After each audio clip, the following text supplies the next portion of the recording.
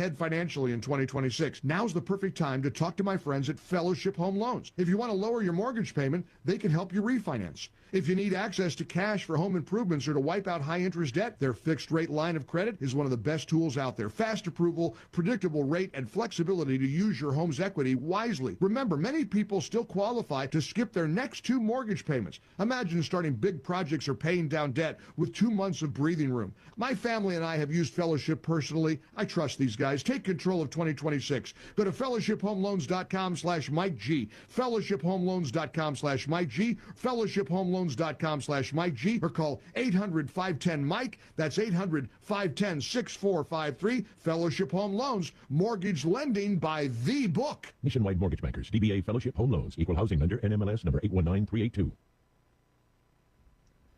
There's been a slow decline recently in U.S. drug overdose deaths. The Centers for Disease Control and Prevention says an estimated 73,000 people died from overdoses in the 12-month period that ended in August of last year. That's down from 92,000 overdose deaths in the previous 12-month period. CDC officials say deaths were down in 45 states last year. Overdose deaths have been falling for more than 2 years, the longest drop in decades, but the decline has been slowing. However, experts are cautiously optimistic the downward trend will continue. I'm Mike Hempen. X says its AI chatbot, Grok, will no longer allow the editing of photos of real people in revealing clothing in places where that practice is illegal. The announcement followed a backlash over sexualized images of women and children, including bans and warnings by some governments. News and analysis, townhall.com. Bill Gates' charitable foundation is reorganizing even as it continues giving away something that it has plenty of. Well, the Gates Foundation plans to spend $9 billion in 2026. It also aims to reduce staff by up to 500 positions over the next 5 years. This follows last year's decision to close the foundation by 2045. Gates has committed to spending $200 billion over the next 20 years before shutting it all down. The foundation is expanding its efforts in AI, child health, and poverty reduction. Jason Walker reporting. Despite the continuing turmoil in Iran and the ongoing uncertainty of the situation on the ground there, oil prices have been sliding recently. Crude prices sank about 4%. More on these stories, townhall.com. It's the Michael Patrick Leahy Show, broadcasting live from downtown Nashville. Now, here's Michael Patrick Leahy. Good morning, and welcome to the Michael Patrick Leahy Show. We are indeed broadcasting from our studios live in Nashville, Tennessee. We're joined in studio by the original All-Star panelist, Crom Carmichael. Good morning, Crom. Greetings, kind sir. Crom, you know, it's time for the Morning Rundown. Oh, I love it. Which is brought to you every day at this time by our friends at the Glock Store, glockstore.com, located just a few miles from the airport. So here we go. Here's the Morning Rundown for Thursday, January 15th, 2026. Number 1, Minnesota riots in Minneapolis are out of control. Last night, a mob of Antifa leftists broke into ICE cars. They broke windows, they stole weapons and documents. Pretty dangerous. Number 2, this morning Donald Trump threatened to invoke the Insurrection Act, sending federal troops into Minneapolis. Number 3, Iran protests are heating up. Something might happen there. Number 4, the Tennessee General Assembly has already passed some legislation in the House. How about that? They're not messing around. I know Speaker Cam Sexton, he has got an agenda and he is pushing it through. Number 5, Somalis, the report is, are stealing cash all across the United States and shipping it via a hub and spoke where all of the subsidiary fraud centers like Columbus, Ohio and Portland, Maine are shipping cash in suitcases into the Minneapolis airport. And then they're shipping them from there they're collecting them all, and then they're shipping them to Somalia. The report is, we'll talk to Tom Zalestowski in hour 2 about this. He's up in Ohio. The report, $135 million in cash suitcases was shipped from Columbus, Ohio to Minneapolis, Minnesota, and then put together with all the local stuff and other stuff, and $700 million in cash went to Somalia. How about that? Number 6, yesterday, the Danish foreign minister and the ambassador to Denmark, the Danish ambassador to the U.S., as well as the Greenland foreign minister, met in the White House with J.D. Vance and Marco Rubio. They came out and said, we don't want you to take Greenland. And Donald Trump said, I don't care. We're taking Greenland. By the way, the Europeans are really serious about resisting it. The Germans, the Norwegians, the Swedes, they're all sending some troops to Greenland to defend Greenland against the United States. A grand total of 15 troops. That's a very French surrender of the Europeans. Number 7, Tom Pappert will join us in hour 2. We're setting up in Tennessee a Department of Homeland Security. That's going to be very, very active in cyber areas. And we've got a report on the Memphis Safe Task Force. More good stuff there. Number 8, Tom Zalestowski from Ohio will have a report in hour 2 about all that Somali cash going from Columbus to Minneapolis to Somalia.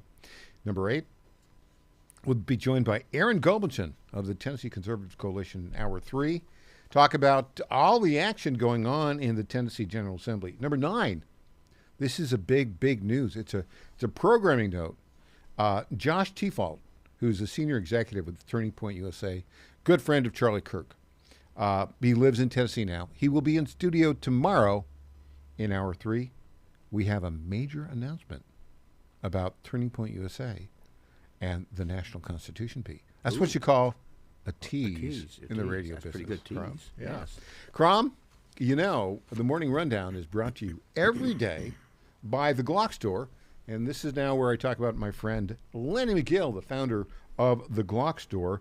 You know, he knows everything about Glocks. And he sells them. That's why he calls it the Glock Store. I know that takes a lot of comprehension, but it makes a lot of sense, doesn't it? I hope he didn't pay too much for the creative because it's so clear. It's very clear. Very clear. Hey, Crom, you've heard about the latest Glocks, the Gen 6 Glocks. Lenny tells me the new Gen 6 Glocks have a new optic system, RTF6 texturing, an enlarged beaver tail, flat face trigger guard undercut, and an integrated thumb rest, which is also known as the gas pedal. Now, I don't know exactly what all those things do, but I can tell you this. Lenny McGill does. In fact, Lenny tells me the Gen 6 Glocks are definitely the most refined Glocks ever produced. And as you might expect, the Glock Store has already received their first shipment of Gen 6 G17s, G19s, and G45s, and they were literally gone before they even arrived at the warehouse. That's because the Glock Store is letting you pre-order these new Glocks, so you'll be the first one to get your hands on one. And as a thank you for your pre-order, you'll get an extra magazine when you receive your new Gen 6 Glock. Here's what you do. Go to GlockStore.com, click on the Gen 6 tab at the top of the website, place your pre-order for the Glock or Glocks of your choice, and when they ship your new Glock to the FFL of your choice, or you pick it up at the Glock Store retail showroom here in Nashville, the Glock Store will throw in an extra magazine. Now, this, Crom, is a limited time offer, only for pre-orders, and only from my friends at the Glock Store, the #1 source for Glock parts, accessories, and the new Gen 6 Glocks. Visit GlockStore.com today. I promise you'll be glad you did. You know, with all the craziness going on in the country, I think the smart thing for an American citizen to do is to buy a Glock and get trained on to use it, how to use it. Don't you think? Well, you know, it's interesting because the left is now celebrating the Second Amendment. Yeah. Hey, by the way, let's go to this clip right now. Last night, Crom, watch this clip. A bunch of Antifa leftists surrounded some abandoned ICE cars that they had to leave because the crowd was too big. They broke the windows and they stole weapons and documents from it. Watch this clip right now.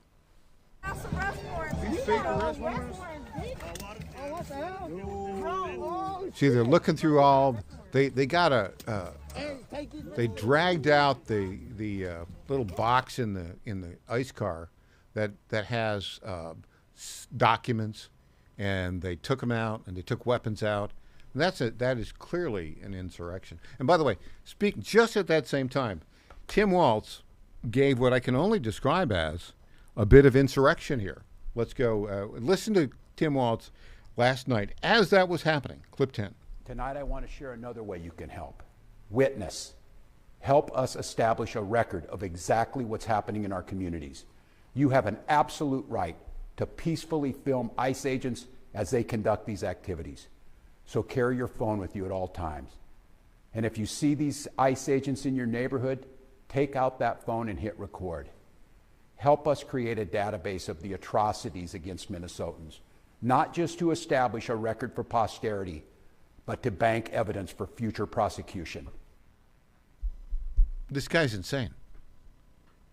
This is where we are. Where there was the for years I thought that a quote that I'm about to give you came from the Queen in Alice in Wonderland, and it turned out it came from Humpty Dumpty, and that is Humpty Dumpty said, "Words mean what I say they mean, nothing more, nothing less."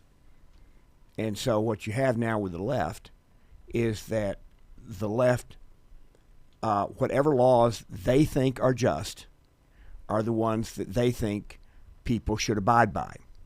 Any laws that they think are unjust, they do not think that people should abide by those laws. You mean the 1929 Immigration Act, for instance? Sure. Well, I mean, all of these acts in regard to immigration, even just not just immigration, but illegal immigrants who have committed crimes in the U.S. They think should not be deported.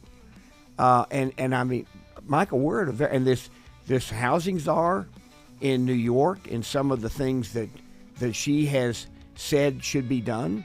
I mean, steal property of people? Yeah, I mean, she thinks, and I'm not talking about just landlords.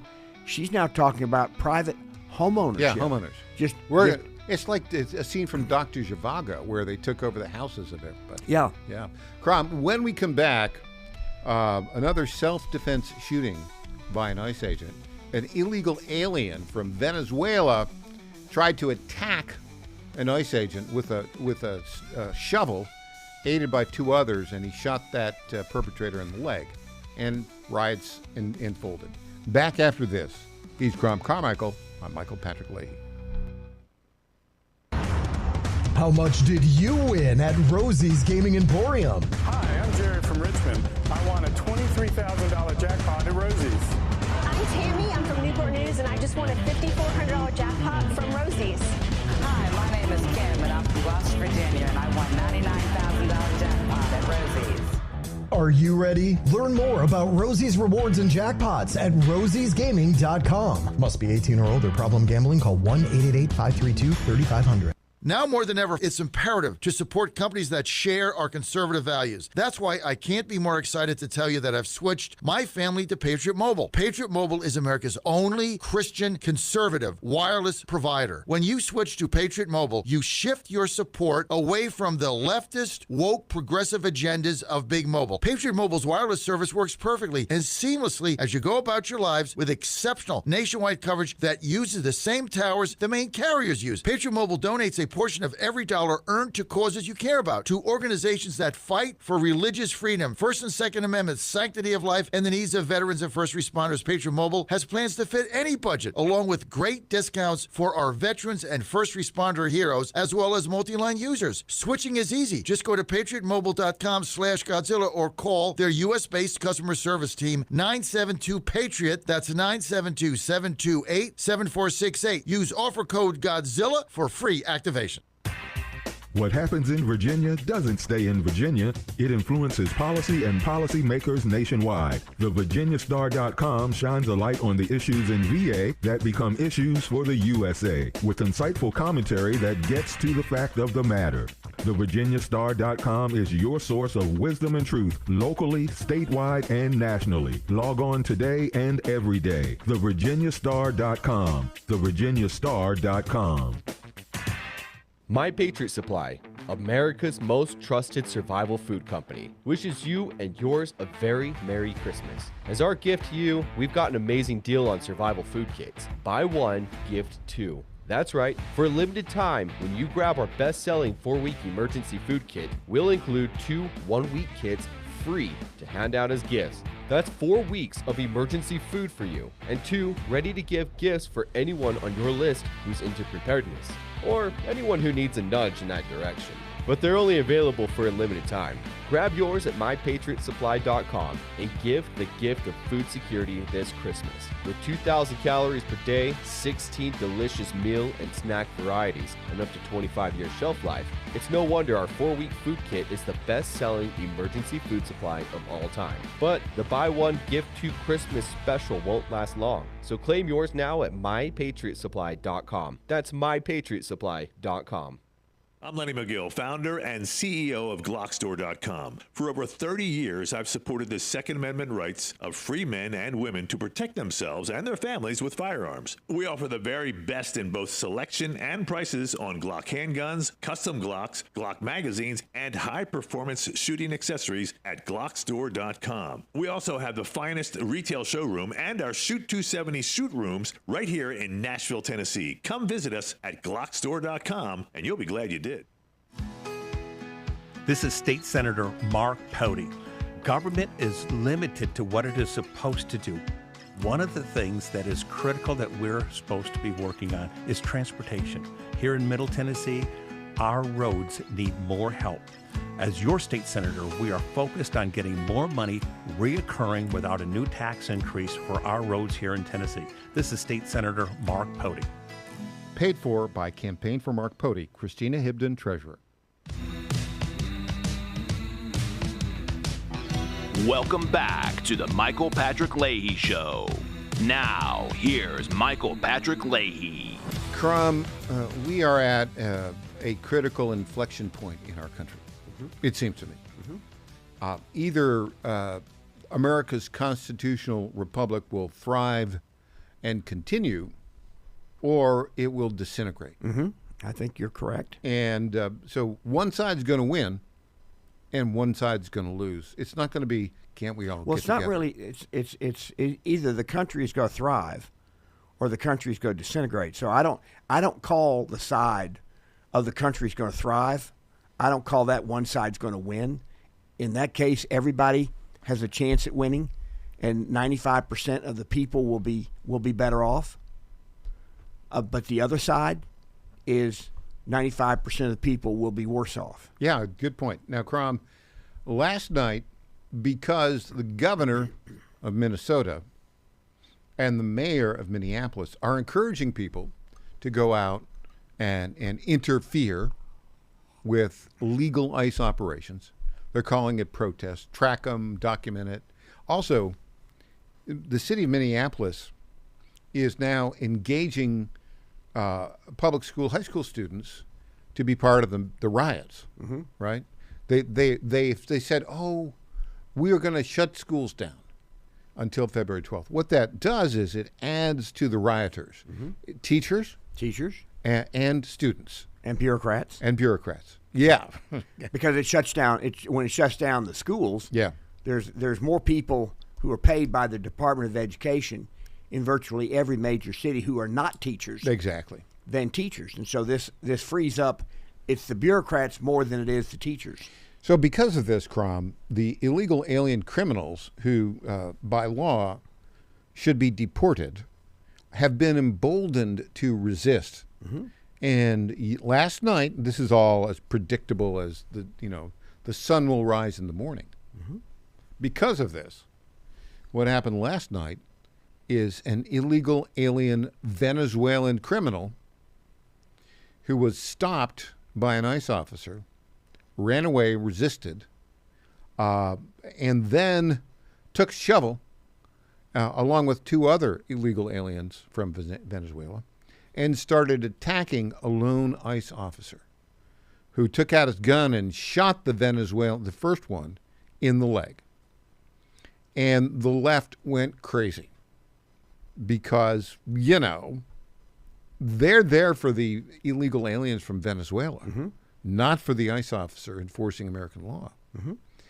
We have a clip of that, of the riots that happened last night after, while defending himself and while his life was in jeopardy, the ICE officer shot the illegal alien Venezuela criminal in the leg. Here we go. Watch this clip. See what happened on this.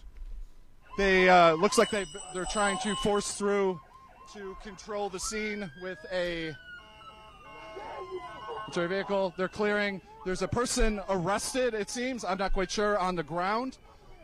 She looks like she's cuffed. Yeah, and it's just out of control. The thousands of people there, many of them are what I would call awful people. Actually, EJ, that's the term that E.J. Haas uses. Okay. Angry, white, female, urban liberals. Okay. They're pretty awful. Awful people. That's awful people. You like yeah. that? Yeah. But they're being egged on by the mayor of Minneapolis, Jacob Fry. Listen to what he had to say yesterday about this, last night, after the ICE officer shot an illegal alien Venezuelan who should be deported in the leg in self-defense. Here we go. Jacob Fry. To maintain order.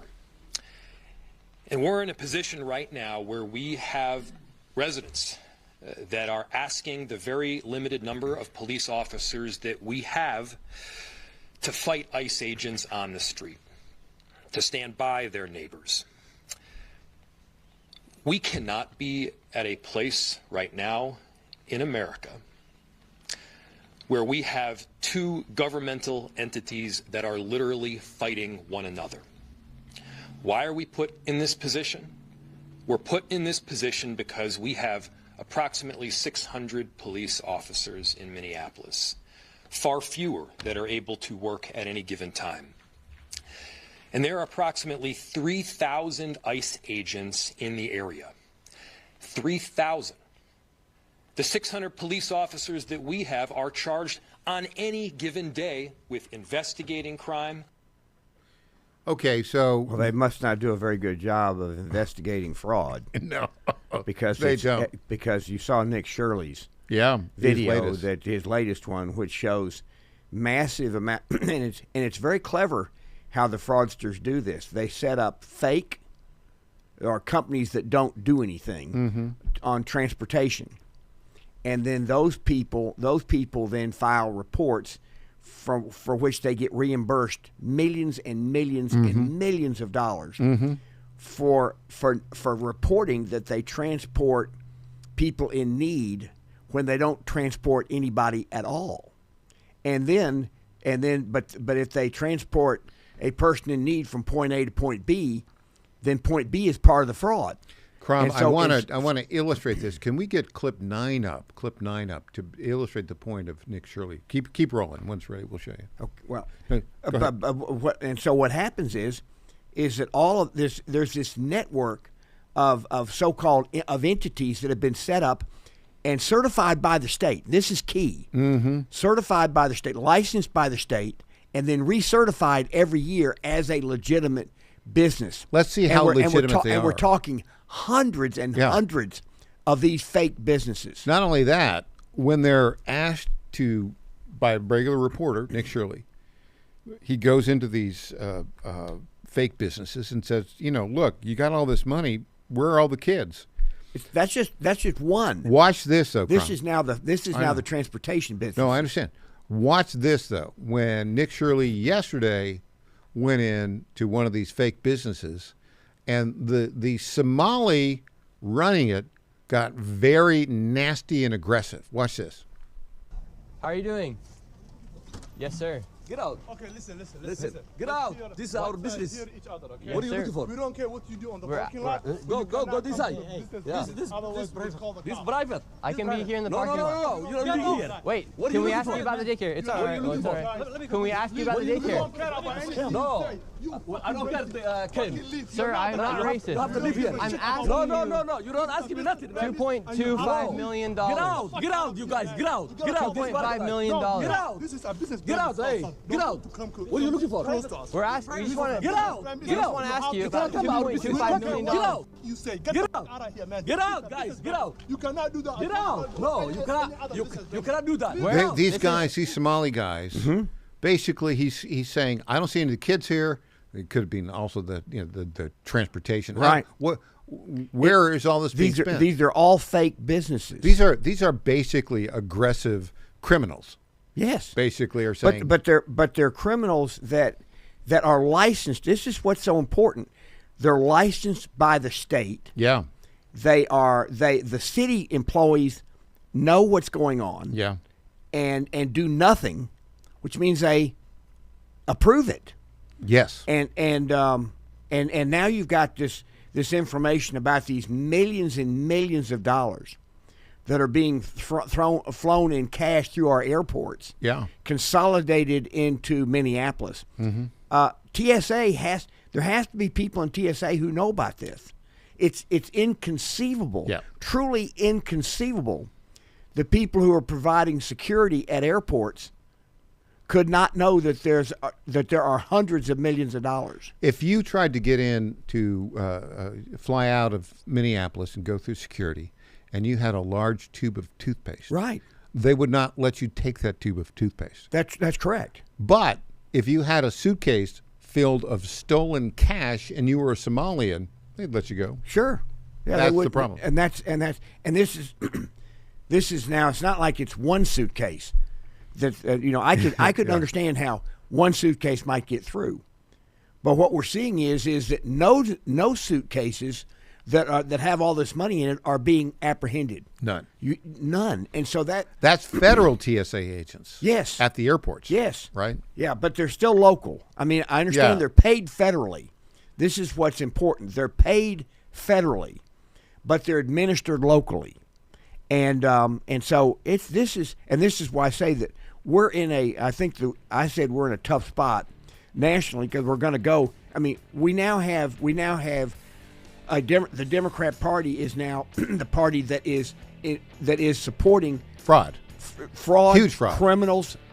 It's illegal aliens. They will no longer. Democrats will no longer say that they're against waste, fraud, and abuse. When we come back, you'll see more of that. Okay.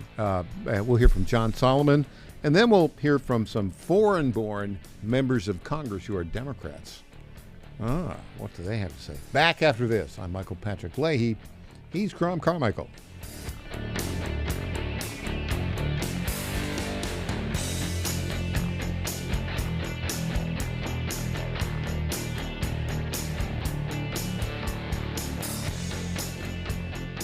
Now more than ever, it's imperative to support companies that share our conservative values. That's why I can't be more excited to tell you that I've switched my family to Patriot Mobile. Patriot Mobile is America's only Christian conservative wireless provider. When you switch to Patriot Mobile, you shift your support away from the leftist, woke, progressive agendas of Big Mobile. Patriot Mobile's wireless service works perfectly and seamlessly as you go about your lives with exceptional nationwide coverage that uses the same towers the main carriers use. Patriot Mobile donates a portion of every dollar earned to causes you care about, to organizations that fight for religious freedom, First and Second Amendments, sanctity of life, and the needs of veterans and first responders. Patriot Mobile has plans to fit any budget, along with great discounts for our veterans and first responder heroes, as well as multi-line users. Switching is easy. Just go to patriotmobile.com/Godzilla or call their U.S.-based customer service team, 972-PATRIOT. That's 972-728-7468. Use offer code Godzilla for free activation. The math is simple. Every dollar we waste on unnecessary federal supervision is a dollar we can't use to fight violent crime. The Safer Supervision Act cuts bureaucratic waste and frees up law enforcement resources to protect families from serious threats. Law enforcement officers across the country and Republicans in Congress agree this is a smarter way to improve public safety. Stop the waste, protect our communities, fix federal supervision. Visit safersupervision.com to help. Paid for by the Reform Action Fund. Ponder this. Most of us are familiar with social media influencers. You know, people that claim expertise on some probably irrelevant topic. Many hours are wasted following people online who do not add an ounce of value to our lives. There is only one influencer who matters, and you should be following him and his messages every day. He holds the keys to our peace. He shows us how to live lives of meaning. He is there to help us carry our daily crosses. He is Jesus Christ, and he is the influencer extraordinaire. Are you one of his followers? Or are you wasting time with useless information that will not bring peace and love to your life? Ask the Lord each day to provide you with spiritual influence that will change your life forever. I'm Susie Kelly, and I am passionately Catholic.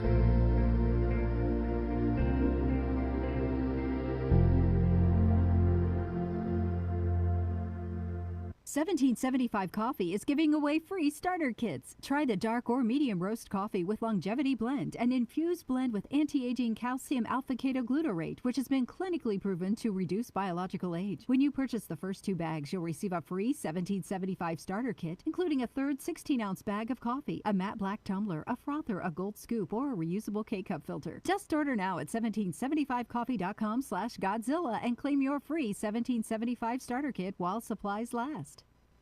My fellow Americans, I have to tell you about my good friends at D.T. McCall & Sons. They have furniture and appliances and a lot more. They've been family-owned in Middle Tennessee for over 100 years, and they're not going to rip you off. No hidden charges, no delivery charges, no charges for all of the crazy things. These are sick people at the lumber yards. These are very sick people. They charge you for cords and hoses and haul off. They charge you for all of these things. They call them hidden charges. It's the type of surprise that you don't want to see. It's like an October surprise, but it's worse. D.T. McCall & Sons, they're not going to do that. They're great people. They're going to give you a great deal. With locations in Lebanon, Carthage, Lafayette, Cookeville, and Franklin, D.T. McCall & Sons will give you the deal of your life. Check them out today or go to dtmccalls.com. Impersonator not endorsed by Donald Trump. Welcome back to the Michael Patrick Leahy Show. Now, here's Michael Patrick Leahy. And welcome back to the Michael Patrick Leahy Show. Crom Carmichael, you know our good friend John Solomon, perhaps the best investigative reporter at the national level in the country, founder of Just the News, is really, really looking into the interconnectedness of the national fraud network that's focused on providing cash to Minneapolis, the hub and spoke. Here he is, clip 11, talking about that. So the big news that we got in the last 24 hours is that Tom Emmer, the number 3 member of the House, Republican leadership, he has confirmed on the record that congressional investigators are now have Minnesota state employees. We've known that there were these whistleblowers, these state legislators were talking to them. They've now become federal and congressional whistleblowers, and they're signing affidavits. And what Tom Emmer says is in the affidavits is people saying, I personally talked to the governor and his staff, Governor Tim Walz and his staff, and I told them about this fraud, told them it needed to be stopped, and they did nothing. They looked the other way. That is very significant. Now, Tom Emmer said, I think that's enough to bring criminal charges and to put the man in cuffs. Now, that is a very significant moment because Congress will take that testimony. It will make a criminal referral. And there is a U.S. attorney out in Minnesota, no glitz, no glamour, but they are rolling up indictments and they mean business.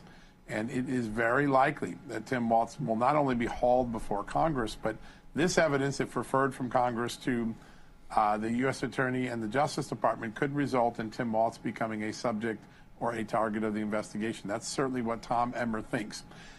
Yeah, I think he will be a target of the investigation. Well, you know, Michael, this is what, and we've talked about this. You know, it's kind of interesting. I don't know how many years you've allowed me to be on your show, but it's been a number of years now. And one of the bedrock principles. I think it's 7. Is it 7? God, wow. Yeah. You were a teenager when you started.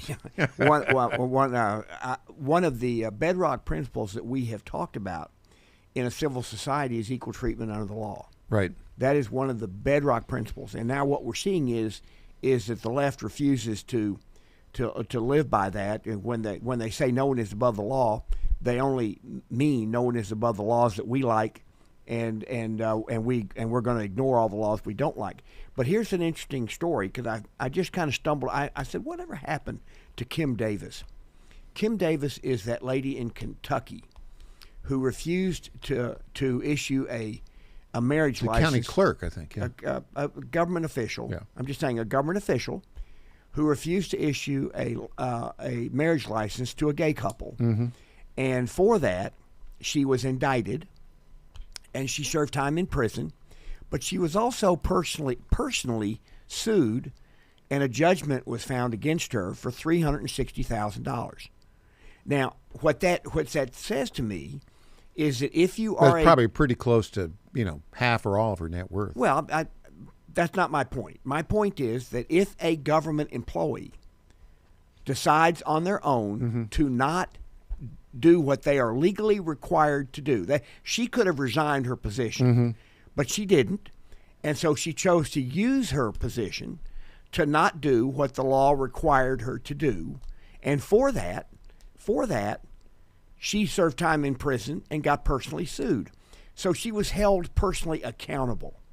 So people on the left in government who do not do what they are supposed to do, and to me, I don't understand what's that guy's name that was the border czar under Biden? Oh, you're talking about Mayorkas. Yeah, Mayorkas. The Homeland Security I guy. do not understand why he cannot be sued and personally bankrupted, and have all of his net worth taken away because he abused his position. He didn't follow the law, and then he testified before Congress that the border was secure, and it wasn't. So I don't understand why certain. I now federal know, officials have something called qualified immunity. Why? State officials, well, it's the 200 years of constitutional law precedent. So it's constitutional. Yeah, Okay. yeah. So federal officials do. Yeah. Okay. Have qualified But immunity. state and local officials don't. I'm not familiar with her case. Okay. But I think that would be my guess. Okay. Well, all right. Well, then so Tim Walz, Yeah. if he is the governor of Minnesota, he's not a federal employee. Mm-hmm. He's the governor of Minnesota, and if people sign affidavits and say that they made him and his staff, now the question is his staff culpable? Mm-hmm. Can his staff be held accountable for not carrying out, for not upholding the law? Do you think, what do you think the odds are that he will be indicted for basically complicity and fraud? It's a good question. That's why I asked it. If Republicans, I think there's a good chance he will be. I'm going to say 80-20 that he will be indicted.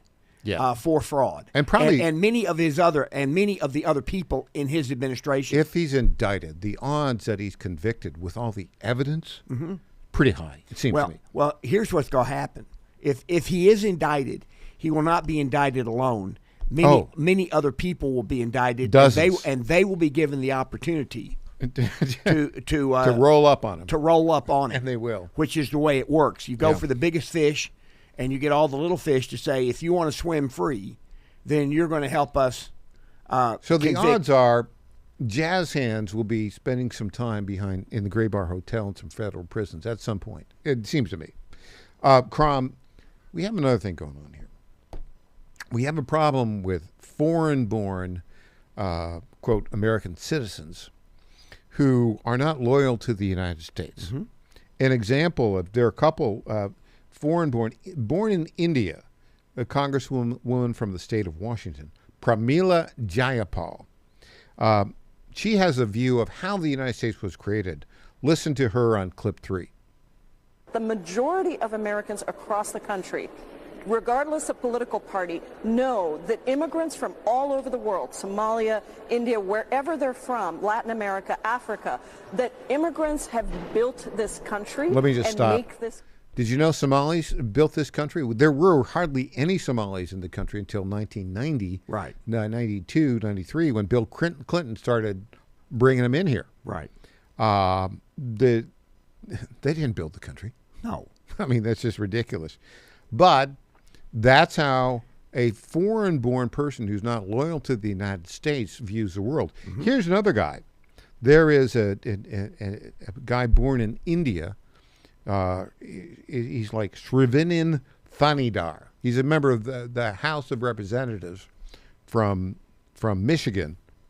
Here's what he had to say the other day. But you have to stretch to understand it because he can barely speak English. Let's play this clip too.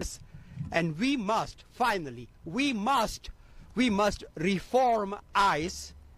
But it looks at this stage, folks, ICE is beyond reform. ICE is totally out of control.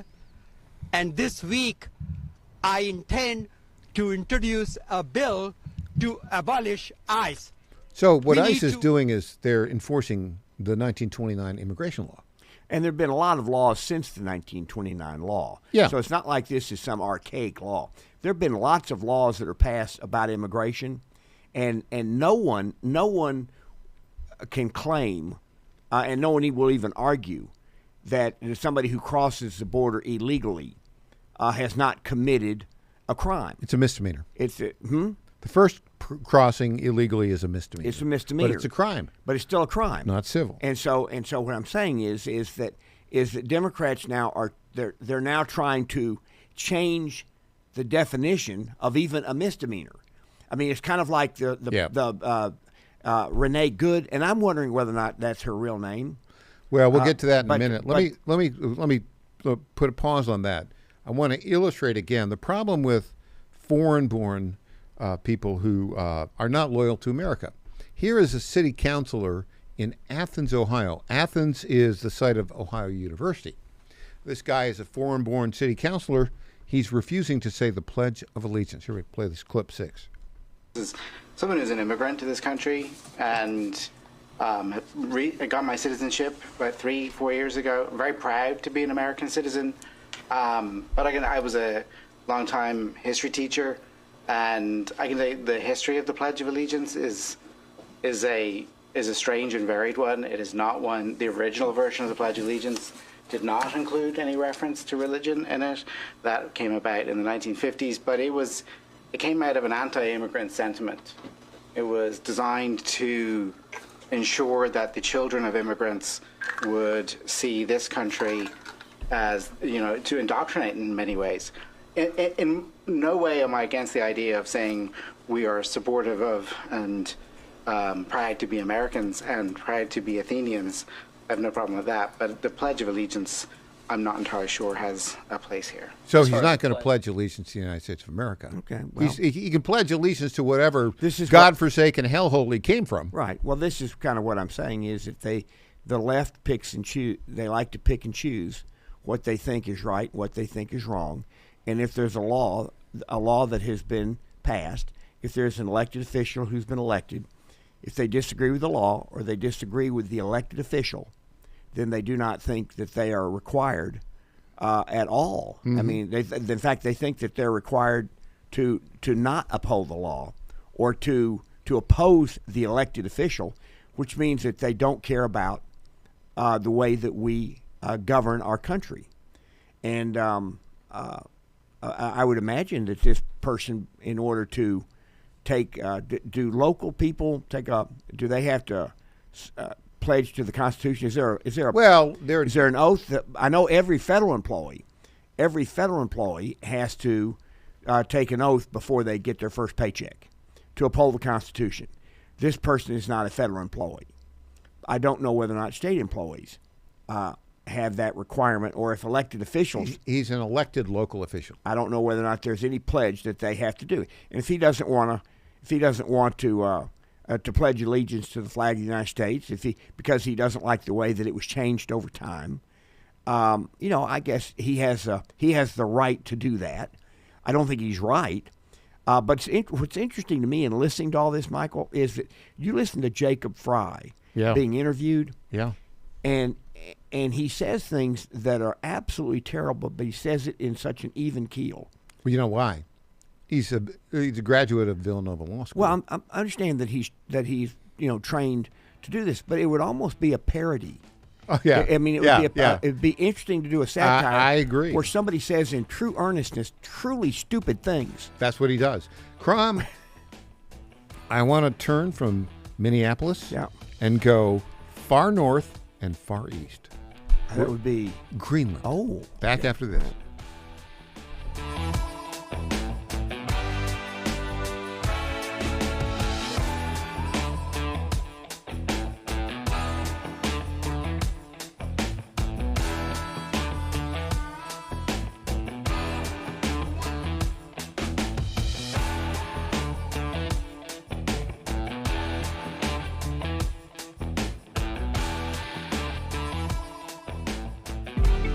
Is a record player the best way to listen to music? Of course not. So why are you still taking vitamins in pill form that haven't been upgraded since the 1930s? Even if you don't have trouble swallowing, most vitamins in pill form can't be absorbed very well. It's time to upgrade to the pill-free future of vitamins. Advanced nutrition company, Healthy Cell, created a patent-pending ingestible gel that is clinically proven to have 265% the absorption rate of tablets. These physician-formulated supplements come in a small gel pack. You tear off the top and shoot it down. You can also mix it in water. They taste great, they're convenient on the go, and they're more natural too, without chemical binders, fillers, and coatings. Go to healthycell.com and use code GODZILLA for 20% off your first order of any product. That's healthycell.com. HEALTHYCELL.com. Get in. We're stealing homes. We're not like those other home criminals that steal your stuff. We steal your hard-earned home equity. We find your property online from the public record. Got it. Create a deed transfer that makes us the homeowners. Got it. And borrow tons of cash against your equity, and you won't know till the foreclosure notice hits months later. Just go to HometitleLock.com/Godzilla. Protect yourself. What if you had a plan to build income outside your job? At Lifestyles Unlimited, you'll learn how people are investing in real estate to grow their income and make smarter financial choices one property at a time. Right now, join us for just $297. That's a savings of $443 off our real estate education program. Text RADIO to 88007. That's RADIO to 88007. Presented by Lifestyles Unlimited. Did you ever stop and think, why do the wealthy pay less taxes than we do? One reason, they take full advantage of the IRS tax code. Today's tax code is over 2 million pages. Who can read that? Remember the 2016 debate with Hillary Clinton? When asked why he doesn't pay more taxes, President Trump had the perfect answer. He said, if you don't like the current tax code, change it. I follow the very laws that you wrote.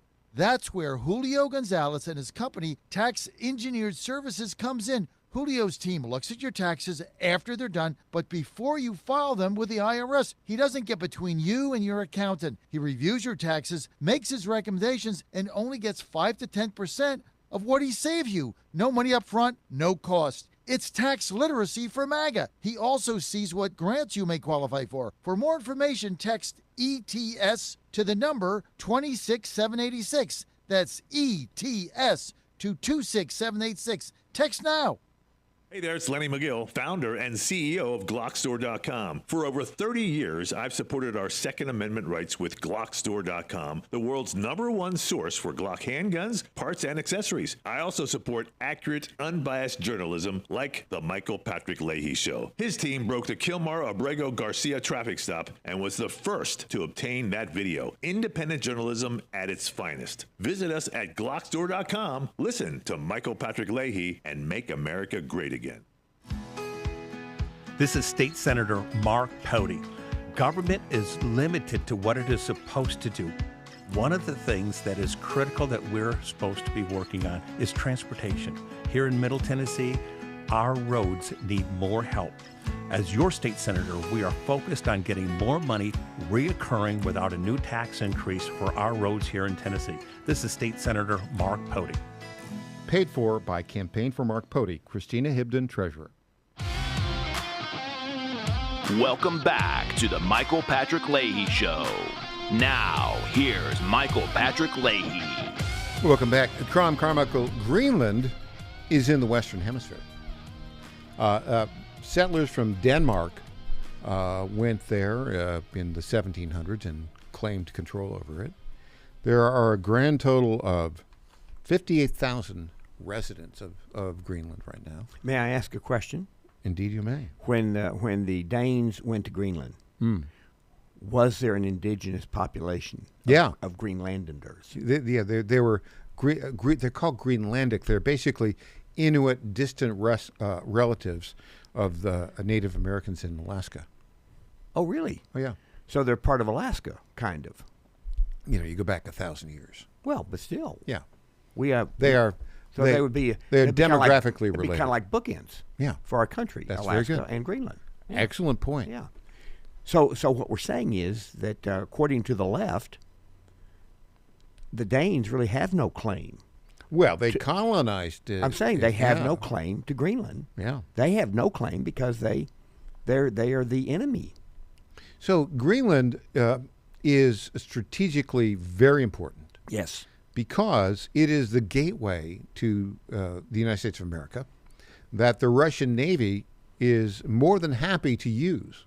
And if there were to ever be an attack on the United States, it would come through the Arctic. Mm-hmm. It would come through Greenland, and it would be the Russian Navy and perhaps working in cooperation with the Chinese Navy. So clearly it's strategically important to the United States to have Greenland. Now, Denmark, the colonizers of a Western Hemisphere. The illegitimate colonizers. Illegitimate. Yeah. They're saying, no. We're going to keep it, you big bad United States of America. 350 million people live in the U.S. 58,000 live in Greenland, of which only 10% are Danish or European. The rest are Inuit or Greenlandic. Now, Donald Trump was very clear that he's going to take it. Yeah, one way or the other. Let's play that clip of Donald Trump letting people know what he's going to do. Saying that you would potentially acquire Greenland by force. That would be a NATO country. The United. Are you saying that? Would you do that? No, you're saying that. Would you I acquire didn't that by say force it. No, right you're now? telling me that that's what I'm going to do. You don't know what I'm going to do. So what are the options? Your then? network Because doesn't know either. The Danish foreign minister said that there's still fundamental differences after the meeting with Rubio and with the vice president. Are you willing to leave the NATO alliance in order to get what you want with Greenland? What are the options right Well, now? I wouldn't be telling you what I'm willing to do, certainly. I'm not going to give up options, but it's very important. Greenland's very important for the national security. Look, Trump handled that perfectly. It's like, are you going to invade Greenland, you big bad American? And he said, I'm not going to tell you what my strategy is. Right. But Crom. But this is now very, very interesting. Yeah. Because now the left is actually defending the colonizers. Yes, they are. The left is now defending the colonizers. Now, the colonizers, they're not messing around, Crom. The Danish armed forces, which did such a great job defending Denmark against Hitler. Yeah, they basically ran away. And they're sending a couple more dog sleds to Greenland, and the Germans and the Norwegians and the Swedes are going to help them out. They're sending a grand total of 15 troops. Okay. I mean, what a silly thing to say. So that's an invasion force. Apparently. It's an invasion force from Europe. By the way, this is where I'm saying that, Michael, what'd be fun to do is to do a satirical podcast where you say these types of things and you say them as if they are completely serious. Well, I've got somebody here who's going to do exactly that. Oh, my gosh, okay. He's the Danish foreign minister. Oh. We'll listen to him. All right. But it's not that I'm now, saying everything is solved. It's not solved. We didn't manage, but I honestly speaking, I didn't believe that was doable. We didn't manage to change the American position. It's clear that the president has this wish of conquering over Greenland. We made it very, very clear that this is not in the interest of the kingdom. There's a government in Greenland with support from 3/4 of the Greenlandic population. The premier made it very, very clear yesterday that Greenland, for the time being and for foreseeable future, will remain within the kingdom of Denmark. And boy, that's very colonializing. Very colonial. The kingdom has Greenland. The kingdom. The kingdom has Greenland. Right. Yeah. Did he say something about Sweden? There at the very end, did he throw in Sweden? I think he said Sweden, Norway, and Germany are going to send troops. Yeah. Basically. So anyway, this is, and by the way, this issue about Greenland is not going to go away. Trump is absolutely convinced. And here's my simple question to people who don't think that what Trump is doing is smart. My question to them is simply this: are you glad that Alaska is part of the United States, or would you rather it be part of Russia today? Gee, what could possibly go wrong if Alaska were part of Russia today? Would you are you glad about that? Okay, we got 30 seconds. When will the United States take over Greenland? Well, Michael, of course, I do know the answer, but I've been asked not to tell. Okay, it'll happen before the end of this calendar year. Oh. There you go. All right, Crom, thanks for joining us today. Tom Pappert joins us when we get back. Some Tennessee stories back after this. Crom, have a great day. You bet.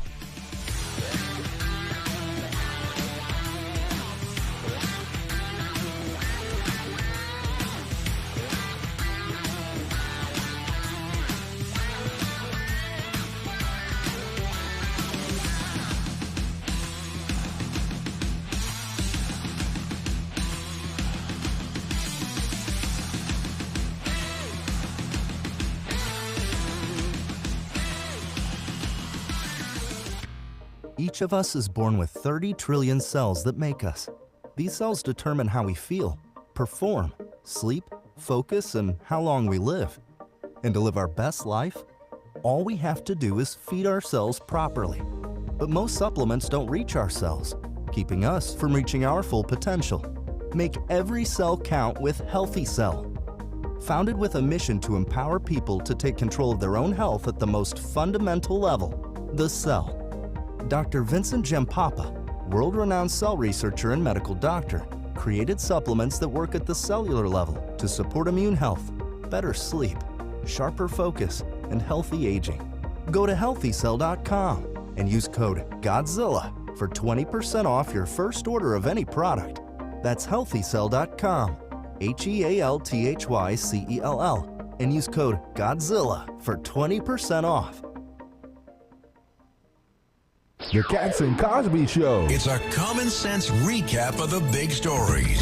It's not that all Somalis are criminal. It's just that 90% of these crimes are being committed by Somali Americans. And if you came to this country and you took advantage of the Americans' generosity, you committed fraud, and you refused to assimilate, you know what? I got 4 words for you. Get the hell out. Cats and Cosby, 5 Eastern, 4 Central on the John Fredericks Media Network. The book needs to be thrown at these people. John Fredericks loves his radio and TV audience, but did you know how to follow the Godzilla of Truth wherever you go? Download the John Fredericks Radio Show app to listen live nationwide. For the daily chit-chat, Trucking the Truth, download the Getter app and join the morning fun on Getter Live from 6 to 10 a.m. Follow John Fredericks on Getter, Truth Social, or Twitter at JF Radio. This is WJFN Goochland, Bonaire, Chester, and WJFV Portsmouth, part of the John Fredericks Media Network. This hour from Town Hall, I'm Rich Thomason. American forces in the Caribbean Sea have seized another sanctioned oil tanker the Trump administration says has ties to Venezuela. The president threatens to invoke the Insurrection Act in response to the violent unrest in Minnesota. As protests against ICE officers in Minneapolis continue, the president said he may have to deploy the U.S. military or federalize the National Guard for domestic law enforcement. In a social media post, he referred to protesters as insurrectionists and ICE agents as patriots. The Insurrection Act is a rarely used federal law, but the president threatened its use after a federal officer shot and wounded a man who had attacked the officer with a shovel. Greg Clugston, Washington. An appeals court has struck down a lower court's decision that freed pro-Palestinian activist Mahmoud Halil from immigration detention. State Department planning to suspend the processing of immigrant visas for citizens from 75 countries whose nationals considered likely to require public aid while living in the U.S. State officials say they instructed consular officers to halt immigrant visa applications from the countries affected. Officials say they did this in accordance with a broader order issued in November that tightened rules around potential immigrants who might become public charges in the U.S. But the suspension won't apply to applicants seeking non-immigrant or temporary tourist or business visas. The suspension of visas begins January 21st. Correspondent Andrew Stewart. Word of a new round of U.S. sanctions on Iranian officials accused in the violent crackdown on anti-regime protesters in Iran. Federal prosecutors in Philadelphia have charged 20 people, including 15 former NCAA players, in an alleged scheme to fix basketball games. On Wall Street, the Dow is up 331 points. More on these stories, townhall.com. Wesley Financial Group is not a law firm. I'm Chuck McDowell, founder of Wesley Financial Group. Did you buy a timeshare because they told you it was a great investment? That's a lie. Most timeshares can be bought online for $1. To find out what your timeshare is worth and to cancel it, call us today and we'll send you our timeshare exit kit free with all your options for cancellation. Call Wesley for your free exit info guide. 800-893-2288. That's 800-893-2288. My doctor told me my cholesterol is borderline, so I took control with Garlic Healthy Cholesterol Formula. Garlic helps maintain healthy cholesterol safely and naturally. It's odor and taste free, and Garlic is a world leader in garlic potency. I'm taking charge of my cholesterol with Garlic Healthy Cholesterol Formula, cholesterol's natural enemy. These statements have not been evaluated by the FDA. This product is not intended to diagnose, treat, cure, or prevent any disease. The term natural references only the garlic in the product. Use as directed. X says its AI chatbot Grok will no longer allow the editing of photos of real people in revealing clothing in places where such editing is illegal. Grok's so-called spicy mode allows users to virtually undress women without their consent. According to an internet watchdog in Britain, some child sexual abuse material found in other parts of the web had also been partially created using the tool. This function will now be blocked by X if local laws demand it. Until now, Musk had resisted making changes to Grok, labeling criticisms as any excuse for censorship. The BBC's Nick Marsh. Ukrainian authorities say emergency repair crews are working tirelessly to restore power in the Kiev region of Ukraine. Russian attacks on energy infrastructure have left Ukrainians facing the coldest winter in years, and crews have been working in the snow from early morning till midnight. News and analysis at townhall.com.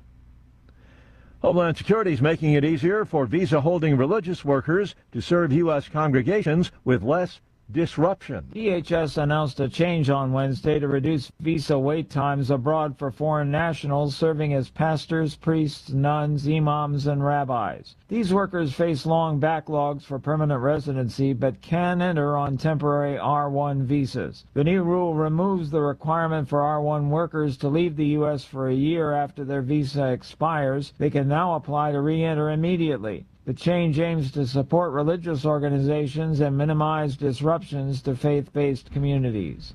Keith Peters, Washington. If you're a customer of Verizon and your phone is still not quite right, restart the device. That's the carrier's advice following yesterday's outage and affected tens of thousands of customers around the country. More on these stories, townhall.com. It's the Michael Patrick Leahy Show, broadcasting live from downtown Nashville. Now, here's Michael Patrick Leahy. And welcome back to the Michael Patrick Leahy Show. If you want to call in, our number is 615-814-2848. 615-814-2848. We need three things from you. Number one, your name. Number two, your state of residence. And number three, your topic. We are joined right now by our lead political reporter at the Tennessee Star and the Star News Network, the winner of the Dow Prize for Excellence in National Journalism, the best local reporting in the country, won the Dow Prize 2025, along with yours truly and our executive editor, Christina Boteri, the one, the only, Tom Pappert. Good morning, Tom. Good morning, Michael. So the Tennessee General Assembly is back in session, and they hit the ground running this week. They've already passed in the House one bill, and maybe more on the way. You've got a very interesting legislation that House Majority Leader William Lamberth a Republican from Portland, Sumner County, just north of Nashville, put together. The headline, New Tennessee Office of Homeland Security would investigate terrorism, school threats, and cyber attacks.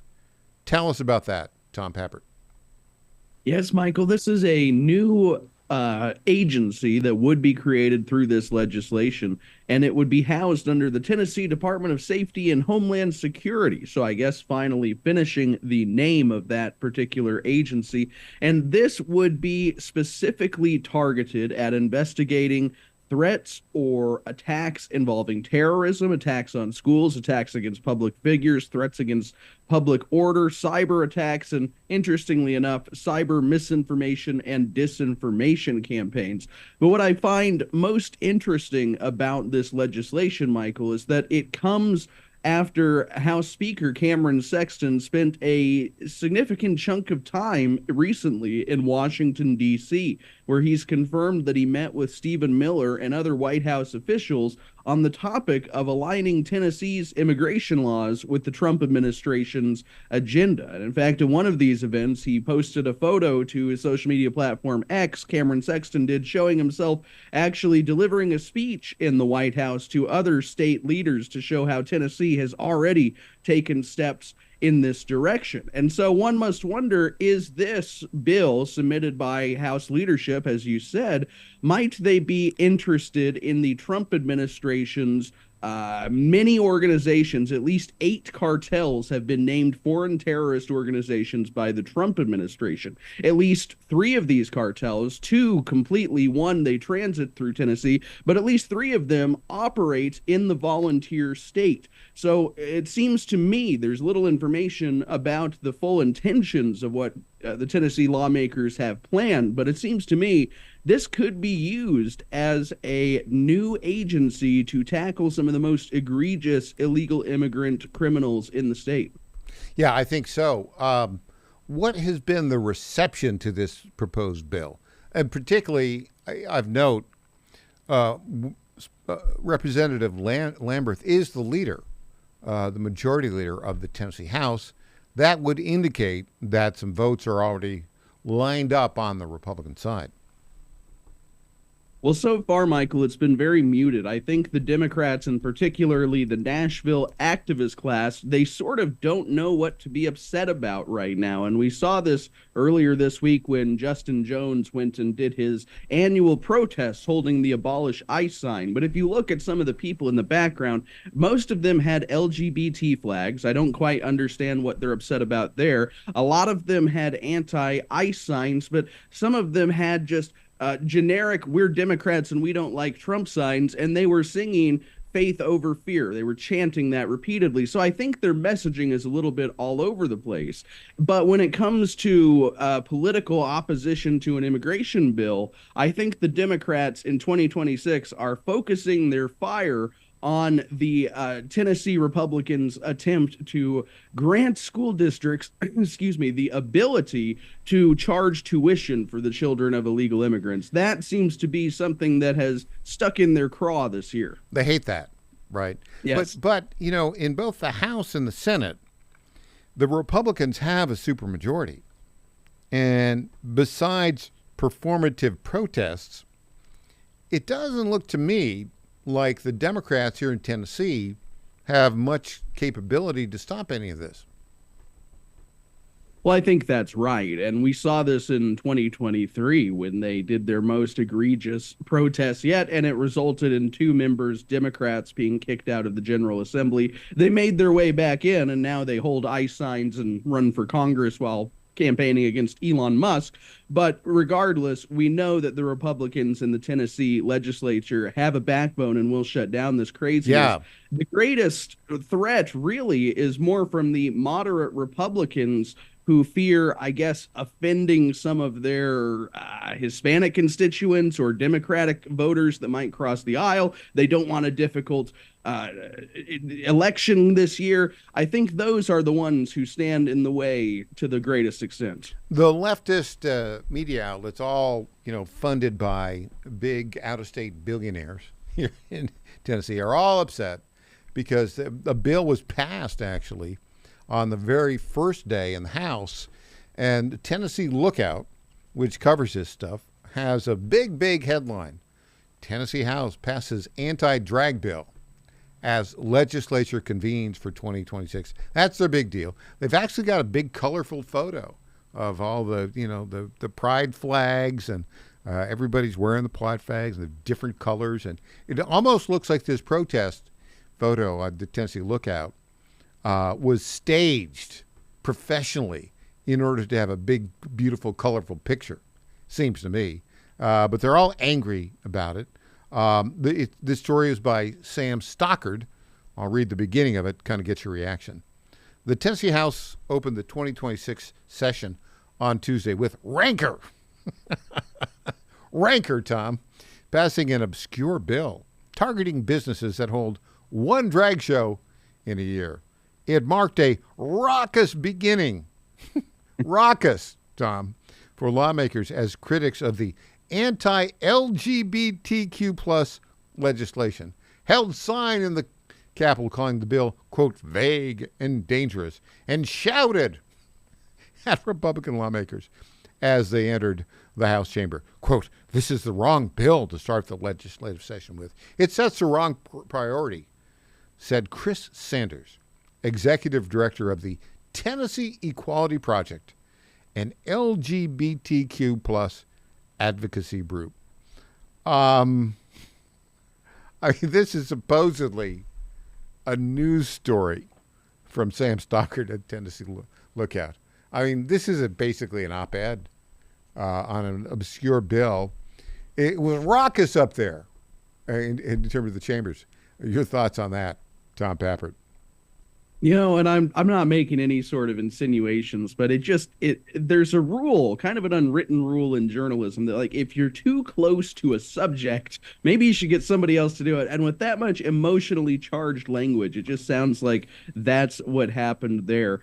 But, I think this is actually brilliant strategy on behalf of Cameron Sexton, the House Speaker, and the other members of leadership, because this is probably the craziest the activist class in Nashville will get through the entire legislative session. And they wasted all of their energy on a drag bill, something that I think the majority of Americans, and maybe even the majority of Nashvillians, if you really drilled down to it, they would all be okay with. We don't want weird sexual performances in front of children. That's what this bill was.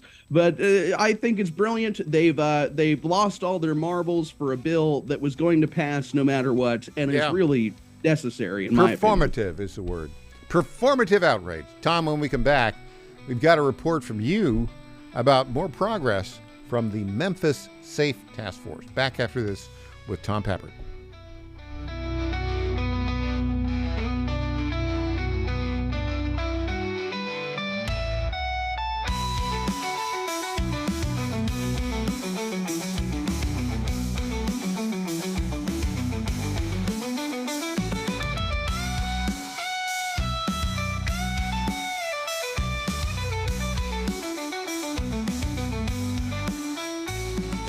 Let's be real. Losing weight isn't just about looking good. It's about taking back control of your overall health. 42% of adults in America are classified as obese, and obesity is directly linked to severe health issues. If you've tried diets and different workouts with no success, it's not your fault. Big Food and Big Pharma have rigged the system against you with contradicting information, leaving you confused. But there's good news. The Wellness Company just launched Drop, a GLP-1 peptide oral drop formula developed by their chief medical board, specifically designed to support your metabolism, curb cravings, and help you shed weight. That's right. No injections, no risk of the severe side effects we're seeing with the Ozempic. Start your weight loss journey today and get $100 off, plus free shipping. Go to twc.health/Godzilla and use promo code Godzilla100. That's twc.health/Godzilla. Promo code Godzilla100. Take action today for a healthier tomorrow. Hey folks, Al Green here for SatPhone. When you're on the go, you want to know you're connected. If it's a family vacation or an off-the-grid escape to a remote destination, having reliable communication helps you feel safe and secure. You can't afford to find yourself in a dead zone. That's why you need SatPhone. SatPhones are reliable, durable, and give you global coverage. If you can get outside, you can get in touch. It's that simple. Make calls from your SatPhone to any regular cell phone in the United States. The phones are $1,500 value, but you can get yours free. Just sign up for a 15-month plan, $94.95 a month. Get 150 minutes monthly that roll to the next month. Go 3 months without using them, that's fine. Yes, 3 months, 450 minutes, all yours. Visit SAT123.com or call 855-980-5830. SAT123.com, 855-980-5830. Get surety and security with your SatPhone. Call now. The math is simple. Every dollar we waste on unnecessary federal supervision is a dollar we can't use to fight violent crime. The Safer Supervision Act cuts bureaucratic waste and frees up law enforcement resources to protect families from serious threats. Law enforcement officers across the country and Republicans in Congress agree this is a smarter way to improve public safety. Stop the waste, protect our communities, fix federal supervision. Visit safersupervision.com to help. Paid for by the Reform Action Fund. The Cats and Cosby Show. It's a common sense recap of the big stories. It's not that all Somalis are criminal. It's just that 90% of these crimes are being committed by Somali Americans. And if you came to this country and you took advantage of the Americans' generosity, you committed fraud, and you refused to assimilate, you know what? I got 4 words for you. Get the hell out. Cats and Cosby, 5 Eastern, 4 Central on the John Fredericks Media Network. The book needs to be thrown at these people. I'm Lenny McGill, founder and CEO of Glockstore.com. For over 30 years, I've supported the Second Amendment rights of free men and women to protect themselves and their families with firearms. We offer the very best in both selection and prices on Glock handguns, custom Glocks, Glock magazines, and high-performance shooting accessories at Glockstore.com. We also have the finest retail showroom and our Shoot 270 shoot rooms right here in Nashville, Tennessee. Come visit us at Glockstore.com, and you'll be glad you did. This is State Senator Mark Pody. Government is limited to what it is supposed to do. One of the things that is critical that we're supposed to be working on is transportation. Here in Middle Tennessee, our roads need more help. As your state senator, we are focused on getting more money reoccurring without a new tax increase for our roads here in Tennessee. This is State Senator Mark Pody. Paid for by Campaign for Mark Pody, Christina Hibden, Treasurer. Welcome back to the Michael Patrick Leahy Show. Now, here's Michael Patrick Leahy. And welcome back to the Michael Patrick Leahy Show. We are joined on our Zoom Newsmaker line right now by Tom Pappert, our lead political reporter. Tom with the Tennessee Star and the Star News Network. Tom, you have a story from yesterday. Memphis Safe Task Force has recovered 142 children since September deployment. We're obviously January 15th right now. For our listeners, just go back and go through the history of the Memphis Safe Task Force. Who's involved in it? When did the National Guard get involved? And what are the results? Michael, it all started last year, and I guess we have to give one of our competitors some credit. It all started when Todd Starnes, of all people, was interviewing President Trump, and he said, you know, Mr. President, we have a serious crime problem in Tennessee, and I think the people of Memphis, unlike the people of Los Angeles or Chicago or these Democrat cities, I think the people of Memphis would really appreciate if the National Guard was deployed to make the city safe again. And Trump liked the idea, and on September 30th, he authorized the deployment of the Memphis Safe Task Force to the city. This includes the U.S. Marshal Service, who lead it, but it also includes the FBI, the Department of Treasury. About every single government department you've ever heard of is part of this federal task force, working with state agencies like the Tennessee Highway Patrol and local and county authorities as well. And since September 30th, they've arrested 5,900 people. They've gotten 787 recovered stolen vehicles back to their original owners. They've seized thousands of illegal guns that were owned, the majority by convicted criminals, by felons who cannot have weapons. And most interestingly, heartbreakingly, or perhaps heartwarmingly, they've now rescued and recovered 142 missing children, with the most recent being 2 siblings that went missing on Sunday morning, and by the end of the day on Sunday were back in the custody, not of their family, but the Tennessee Department of Children's Services, after Memphis Safe Task Force members investigated and tracked them down at 2 different locations. Yeah, this is kind of a weird situation when you talk about missing children. We see that often. The broader report was that, how many were missing under the Biden administration? Like 300,000, something like that? Yes, and a lot of these were, of course, missing children who were taken into the country through the southern border, placed at an address where there was really no association, and sent there. In Memphis, that has happened. We've had some of these cases where it seems to be illegal immigrant children or the children of illegal immigrants being recovered and sent back to their loved ones. A lot of times what seems to happen is somebody doesn't notice the kid walks away, and perhaps the kid had a dangerous family life or upbringing. For example, in this case, it was a family member at 10:30 on a Sunday morning who reported a child and their toddler sibling were missing. And again, they were not returned to their family, but to the Tennessee Department of Children's Services. So I think this is probably a situation where law enforcement is stepping in the moment of a crisis and helping a kid who might otherwise not have had another chance. Now, a difference with Memphis versus, let's say, Minneapolis. There are many differences, but let's take a look at this. So Memphis is in a red state. We've got a Republican governor, Bill Leahy. Minnesota is a purpley blue state with a nutcase left-wing Democrat governor, Tim Walz. And in Minneapolis, you have a soy boy leftist Democrat mayor in Jacob Fry. You have in Memphis the mayor of the city of Memphis, Paul Young, Democrat but cooperative with the federal government.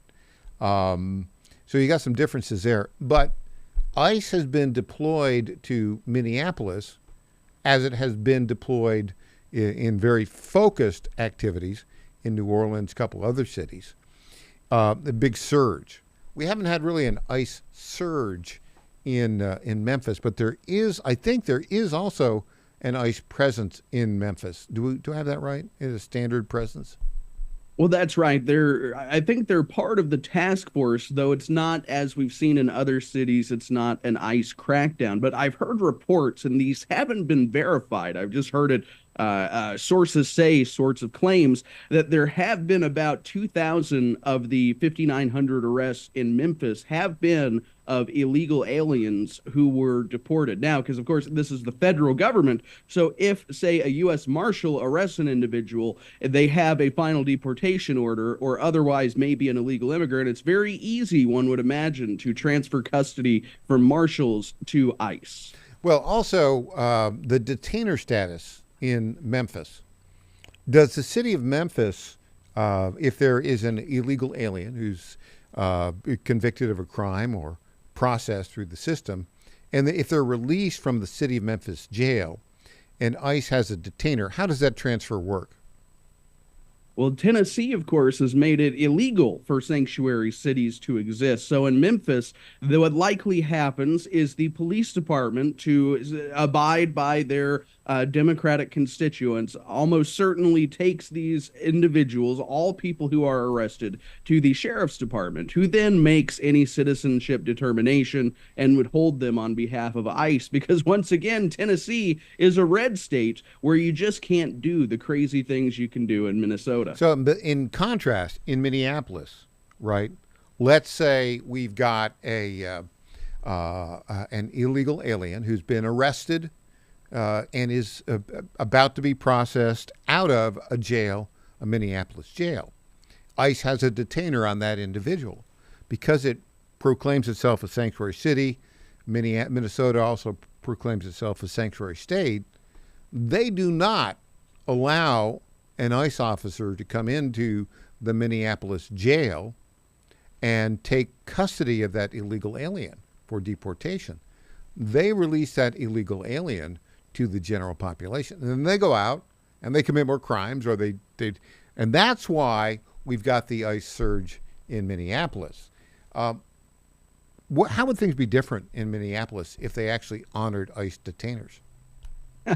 Well, you know what the Trump administration has been doing is in the situation you just described, where, say, an accused killer gets bail. He's paid $100,000 bail. He's getting ready to walk out of the jailhouse. ICE will have to wait in ambush so they can rearrest this person. And oftentimes they run on foot. And if ICE isn't there, they didn't have enough agents that day, then the person goes back into the community, potentially to commit more crimes, but certainly not to be deported. Now, if Minnesota and Minneapolis were responsible, if they had good governance, then what would happen is ICE would send a message through probably some federal network, an email service that we don't have access to in the private sector, and it would say, this person is a dangerous criminal illegal immigrant. We believe we have the means and reason to deport him.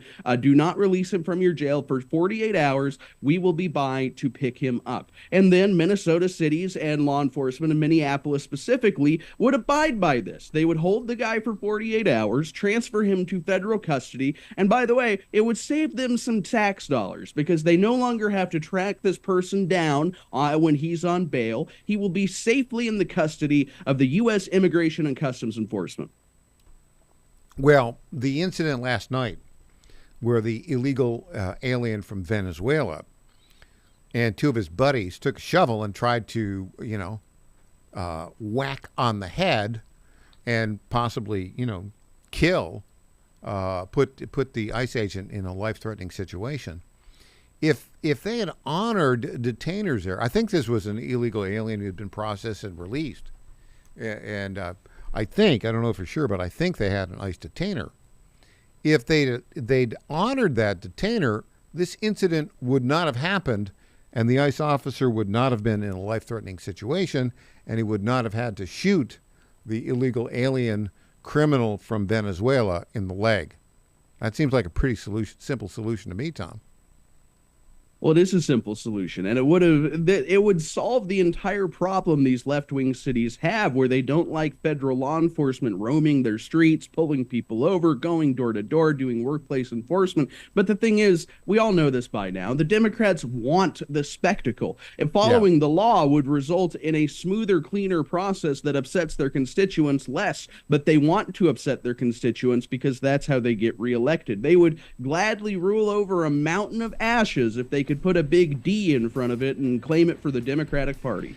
Yeah, I think Minneapolis, probably right now, the same people in Minneapolis would want to trade their mayor, Jacob Fry, for the mayor of Memphis, Paul Young. I think that Minneapolis would be better, but Memphis would probably be in trouble if that happened.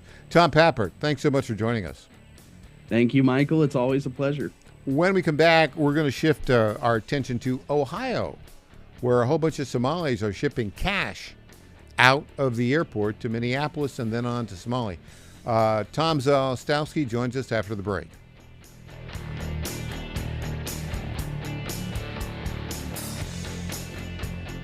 This is Crom Carmichael, CEO of Solti. We got a wonderful email from one of our customers up east named Joe, and here's what he had to say. I started taking Solti almost out of desperation with little hope because I was resigned to the futility that although I was up to taking 2 statins a day, high cholesterol was something I just had to learn to live with. In fact, when I turned 60, after taking a stress cardio test, my doctor called me on a Saturday, which of course is never a good sign, and told me that I was clogged more than 95% of the people my age. I had had an angioplasty and a stent procedure done at that time. Today, my stubborn triglycerides are only 1/3 of what they had been before starting taking Solti. My prescription statin dosage has shrunk from 60 milligrams to only 10 milligrams a day. My primary care doctor that I have had for many years still can't believe the results, and neither can I. Thank you, Solti, for providing such a wonderful product. And folks, I want to invite you to take care of your heart also by going to GodzillaHeart.com. That's GodzillaHeart.com. Use the code Godzilla at checkout, and you'll get a 50% discount on your initial shipment. Thanks so much. In 2008, the amount of concentrated time people could spend on a task without becoming distracted was 12 seconds. 5 years later, it was only 8 seconds, 1 second less than a goldfish. If you're often distracted or have trouble recalling information, you're likely to fall behind in the demanding, fast-paced 21st century. In other words, brain performance is more critical now than ever. Boost your brain power with Healthy Cells Focus Plus Recall.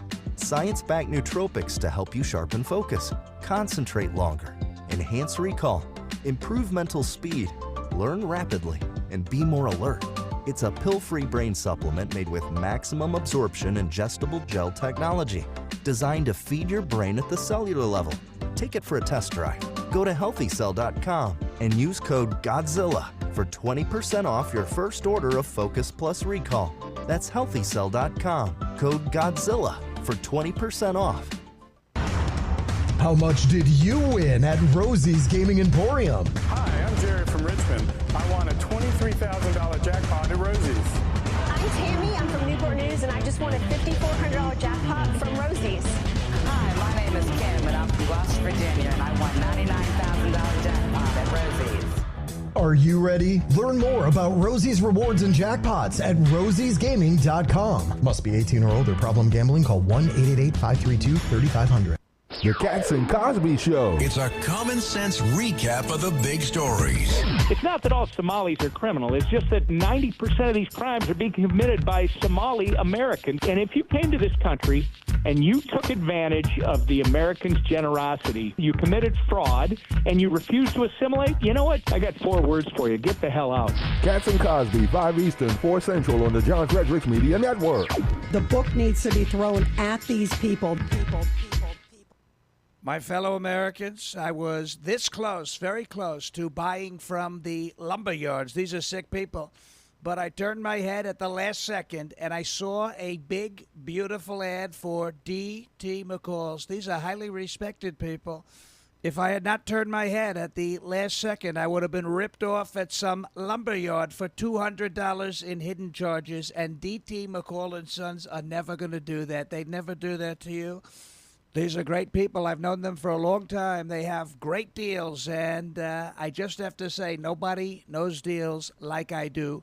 D.T. McCall & Sons has locations in Lebanon, Carthage, Lafayette, Cookeville, and Franklin, and they have been family-owned in Middle Tennessee for over 100 years. These are tremendous people. D.T. McCall & Sons. Check out one of their stores today. Impersonator not endorsed by Donald Trump. Welcome back to the Michael Patrick Leahy Show. Now, here's Michael Patrick Leahy. We are joined on our Zoom Newsmaker line right now by a very good friend for many years, the founder of the We the People Convention in Ohio, based in Akron, Ohio, Tom Zalistowski. Good morning, Tom. Good morning, Michael. Glad to be with you again. Well, Somali fraud is everywhere. It turns out, Tom. And it's in particular in those regions that have heavy populations of Somali migrants. You've got the largest community of Somali migrants in the country, about 250,000 now, right now, is in basically Minneapolis. But the second largest community, I think it's up to 100,000 right now. 100,000 Somalis in Columbus, Ohio. Who would have thought that those would be the two places that Somalis would go? I think they went there because they saw that the state government there would be easy to engage in fraud against. That's my thought, anyway. So have you thought about that at all, Tom? And why was Why was Columbus, Ohio, second in line for Somali migrants after Minneapolis? Well, Michael, to be straight up with you, the Somalis didn't choose this. Barack Obama chose this, or some other lefty in the years ago. This isn't a new phenomena. When the Tea Party started, you and I got involved, 15, 16 years ago. One of the first things we fought against was the Somalis in Columbus. They just showed up, Michael. It was just like what Biden and those guys were doing, in the last 4 years, where they're flying people in to your state in the dark of night, and there they are. All of a sudden, there they are. And that's what happened in Ohio. And we worked with the sheriff in that community outside of Columbus when they first came in, because the schools were inundated. The healthcare system was inundated, all the social services, and then the crime went up. And when we brought it up and we decided to talk with them and say, hey, why is this happening? Can we stop them? We were told, hey, the federal government has the right to do this, and they're choosing to do this, and we just have to deal with it. And that's what happened in Minneapolis and in Ohio, and it really was, I think, an attack on the heartland. That was the plan to undermine, the heart of America. So here's the story from John Solomon, Just the News, from Tuesday this week. Headline: Somali suitcase stash. Feds say $130 million moved from Ohio airport to Minnesota on way overseas. Officials told Just the News that the Transportation Security Administration, TSA, agents tracked and flagged about $136 million in bulk cash in outbound luggage at the passenger checkpoints at John Glenn Columbus International Airport since November of 2023. So basically, the story is Homeland Security officials told Just the News that this has happened since November 2023. The cash movements were made by U.S. citizens of Somali origin who flew out of the Columbus airport en route to either the airports in Minneapolis or Atlanta, and the couriers always declared the cash as legally required on documents, officials said. Typically, when they go to Minneapolis, they drop off the cash and then, wait for it, a subsequent courier travels abroad from Minneapolis to Dubai through Amsterdam.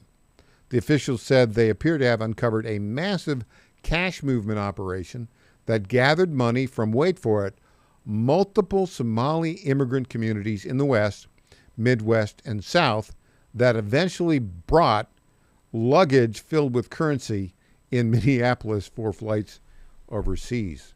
This is such a weird story, Tom. Your thoughts? Well, Michael, isn't this the definition of a criminal crime syndicate? Isn't this the definition of what you should use RICO for? I mean, again, this is not, a handful of Somalis who are criminals or, trying to rig the system. This is a sophisticated crime syndicate. And again, look at what they did in Maine. Look what they did in Washington State. Look what the other places.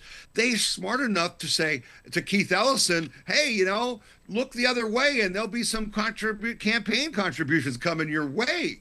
Hey, what was the Biden administration doing when they're exposing the cash? They're at the airport saying, here it is. They're declaring the cash. Someone picked up on that? So, right? So this started, think about this. It started in November of 2023. Here's what John Solomon wrote. Quote, the TSA agents routinely alerted investigators during the Biden years, but there was little interest in probing the money movements further until President Donald Trump took office last year. So think about this. Well, there you are. Probably some people TSA agents in Columbus.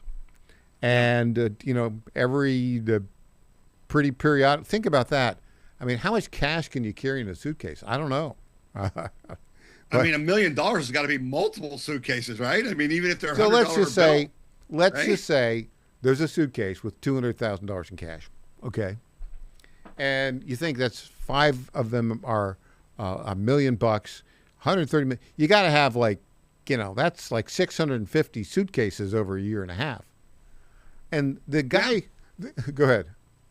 Well, so again, and I did a story on my podcast at We the People Convention a couple of weeks ago about this TSA agent in Minneapolis who said it was just constant, like literally millions of dollars in cash coming through the airport, she said, for like years. Now, let me ask you a question, Michael. If you had gotten on a plane with $200,000 in a suitcase to come to meet with Tom Zawistowski and for the We the People convention, how much interest do you think the Biden administration would have had in that? I think here's what would have happened. If I were flying from Nashville to Columbus, and I was going to speak at one of your events, which I've done in the past, and I had a suitcase with $200,000 in cash, and I declared it to the TSA agent, the Biden administration, Department of Justice, would have not allowed me to get on that flight. I agree. That's how quickly it would have happened, right? That's right. And the cash would have been seized. Here's another. Yes, the cash would have been seized. Absolutely. What, sir, is the source of this cash? Right? Oh, it's us. It's we the people. It's our tax dollars. That's what it is. That's why people are so angry. I don't think the polling and I don't think the politicians, the political class have understood how deeply this is affecting every taxpayer. I don't care if you're Republican, Democrat, Independent, whatever.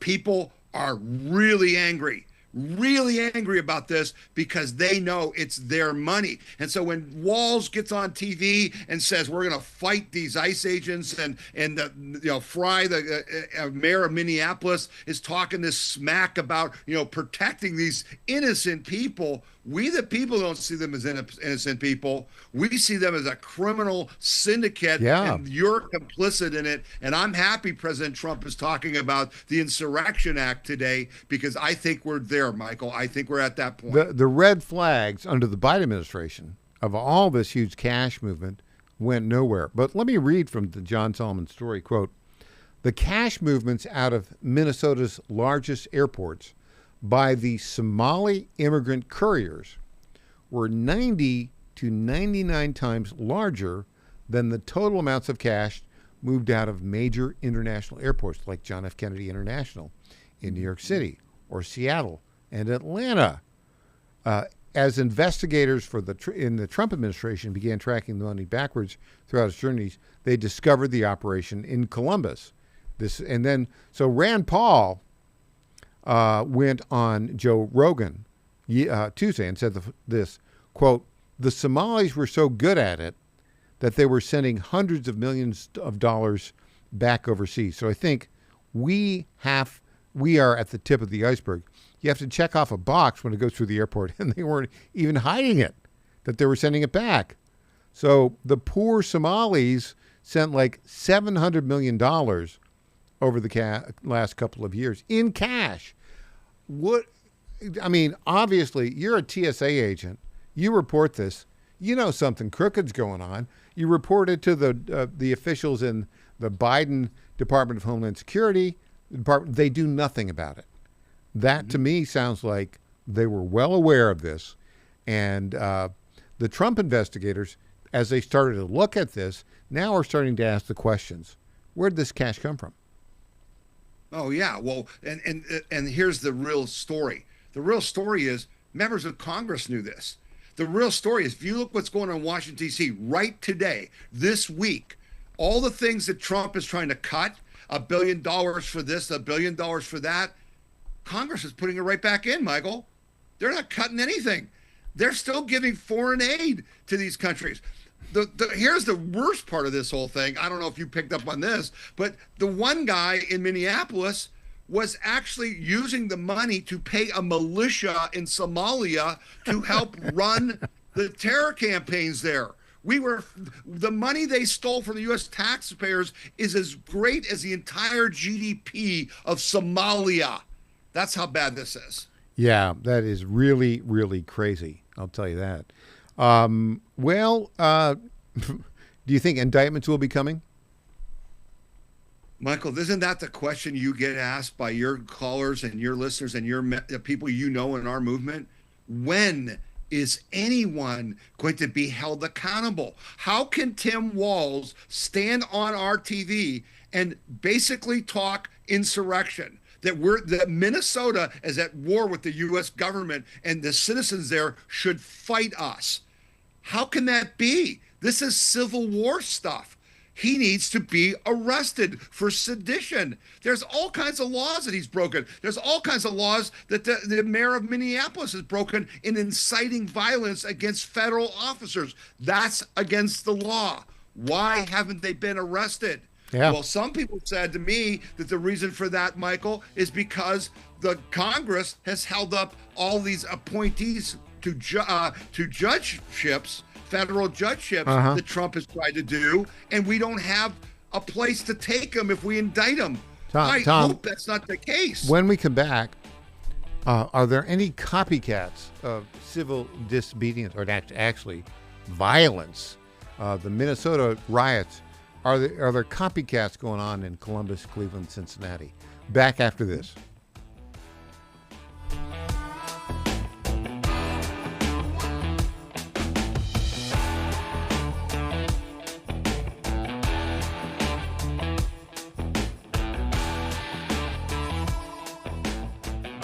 Hey folks, Al Green here for SatPhone. When you're on the go, you want to know you're connected. If it's a family vacation or an off-the-grid escape to a remote destination, having reliable communication helps you feel safe and secure. You can't afford to find yourself in a dead zone. That's why you need SatPhone. SatPhones are reliable, durable, and give you global coverage. If you can get outside, you can get in touch. It's that simple. Make calls from your SatPhone to any regular cell phone in the United States. The phones are $1,500 value, but you can get yours free. Just sign up for a 15-month plan, $94.95 a month. Get 150 minutes monthly that roll to the next month. Go 3 months without using them, that's fine. Yes, 3 months, 450 minutes, all yours. Visit SAT123.com or call 855-980-5830. SAT123.com, 855-980-5830. Get surety and security with your SatPhone. Call now. For years, the Europeans have underestimated President Trump time after time. But at every turn, he's been right.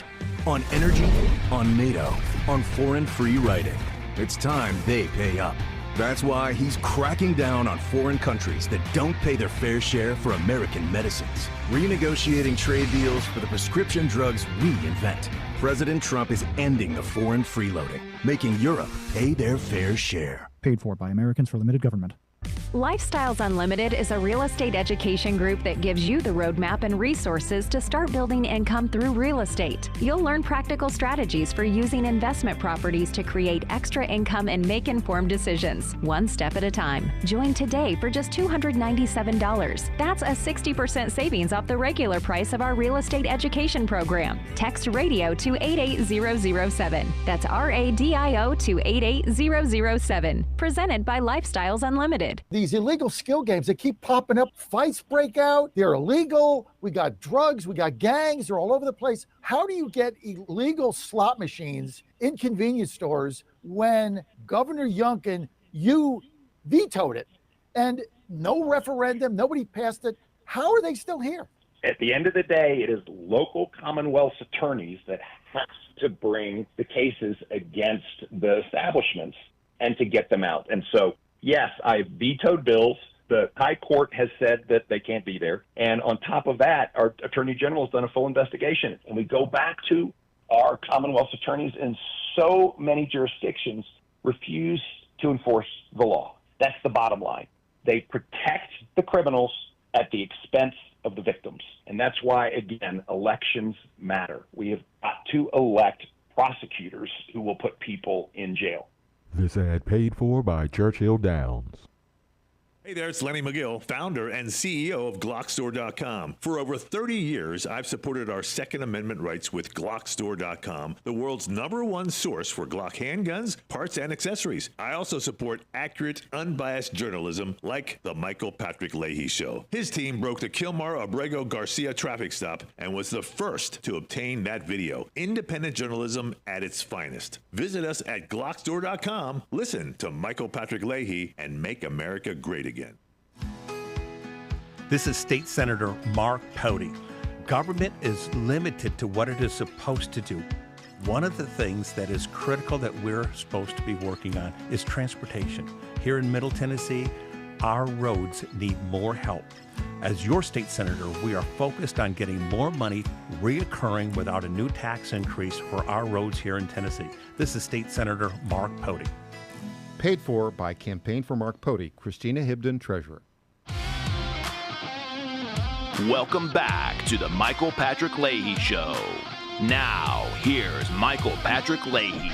Got a couple things for our friend Tom Zalestowski with the We the People Convention of Ohio. Lots of crazy rioting going on in Minneapolis. I think, up to 10,000 people in the streets at times. All crazy lunatic leftists. Have there been any copycats of this in Columbus, Cleveland, or Cincinnati? Tom Zalestowski. Oh, we're working on your audio here, Tom. Let's see. There we go. There we go. So far, Michael, it's been a lower level thing. It's been mostly of the protest type thing. They did, the stupid stuff that we all hate, where the ICE agents in Columbus, were at the hotel they were staying in, they were blowing horns all night long to keep them from being able to sleep. But nothing like what you're seeing in Minneapolis. What you're seeing in Minneapolis isn't protest, it's insurrection. The video you saw break today of them breaking into a car, and it's still not clear to me whether it was an HHS vehicle or what. I think it was an ICE vehicle. Yeah. Okay, they stole a weapon from that car. Yeah. They stole documents from that car. Okay, that's when the Insurrection Act starts to become a real thing, because this is not protest. And despite Walls and those guys trying to say, well, protest peacefully, but document everything because we're going to charge these people. No, you're not going to charge anybody. You're going to be put in prison for insurrection, because that's what this is. And I think President Trump needs to act sooner than later. I think because he does. We don't want this to spread to anywhere else. Yeah. So speaking of insurrection, here's a Democrat state legislator in Minnesota saying, yeah, go ahead and be violent against ICE agents. Let's play this clip right now from this morning. If there were neighbors and others who came out to help this person, that is just an example of Minnesota being a place where we help our neighbors. And we are clear that the ICE agents have been coming here, and there's over 2,000 of them. And they've been attacking and terrorizing our state. So yes, neighbors will come out and be helpful. I'm not certain if they had brooms or shovel. That is to be further investigated. If they did, in fact, have some sort of weapons to use to attack the ICE officer, would that change your opinion of whatever unfolded next? Actually, no. Right? Okay, so basically, there's a Democrat saying, if a federal law enforcement officer is arresting a criminal, you can go ahead and use weapons to attack that ICE agent. That's insurrection. How many Democrats in Ohio think like that, Tom Pappert? They are spouting the same insurrection language. You're seeing that, in all the blue states, right? Certainly in California, certainly in New York State with Mondami. And so, and then you're seeing it in Congress. And I've said, and I don't know if you agree with me, Michael, but I have told our people, in my podcast and in public meetings, I spoke to a group last night. What I'm looking for is, we are not going to be serious about ending this decades-long attempt to destroy the United States and overthrow our government until we start putting elected communist Marxist officials in prison. Yeah. That's the head of the snake. Who are That's fomenting what I want to see. revolution and insurrection against the Constitutional Republic of America. I've got a political story. It's an Ohio political story, but this might be news to you. I don't know. You ready? You'll see. Here we go. Go. 28-year-old Madison Sheehan, who since March has been the deputy director of ICE, who's from Ohio, has left her job at ICE, and has announced she's running for Congress against the incumbent Democrat Marcy Kaptur in the 9th Congressional District, which is Toledo and all that area. Like, are you familiar with that with Madison Sheehan in that district? No, I had not heard that story. That's interesting, right? Because isn't that really what's going on in the quote unquote Democrat Party, which doesn't exist anymore? It's the Communist Party USA. Isn't that what's going on? They are going to go after what their equivalency of the rhinos, right? Marcy Kaptur is an old school Democrat, and she's not radical enough, Michael. But Madison Sheehan's going to run as a Republican. She just left. She was appointed by Kristi Noem, and she's 28 years old. She was deputy director of ICE, and she's going to Marcy Kaptur barely won in her district, and basically she's pretty young. She beat Derek Marin last time narrowly.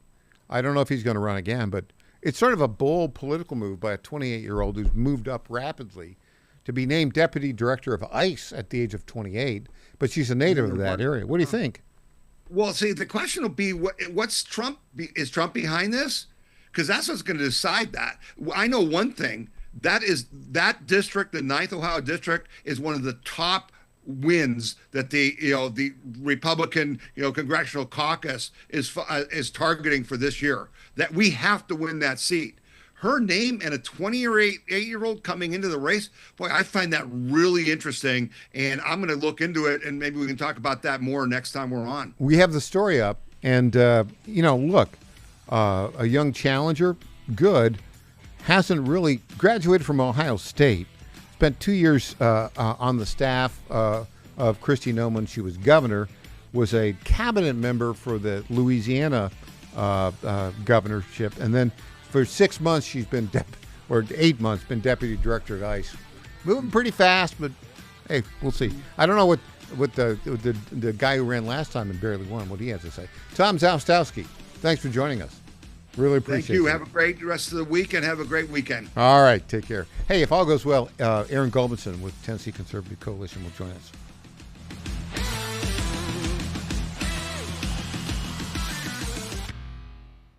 On Golf with Jay Delsing, hear the stories of star makers like Scotty Scheffler coach Randy Smith. Randy, thank you so much for joining us today. I knew that there was going to be something real close to what we're looking at when he was 6.5 years old. Wow. I was one of the luckiest guys in the world to be standing on the right street corner when the right bus came up.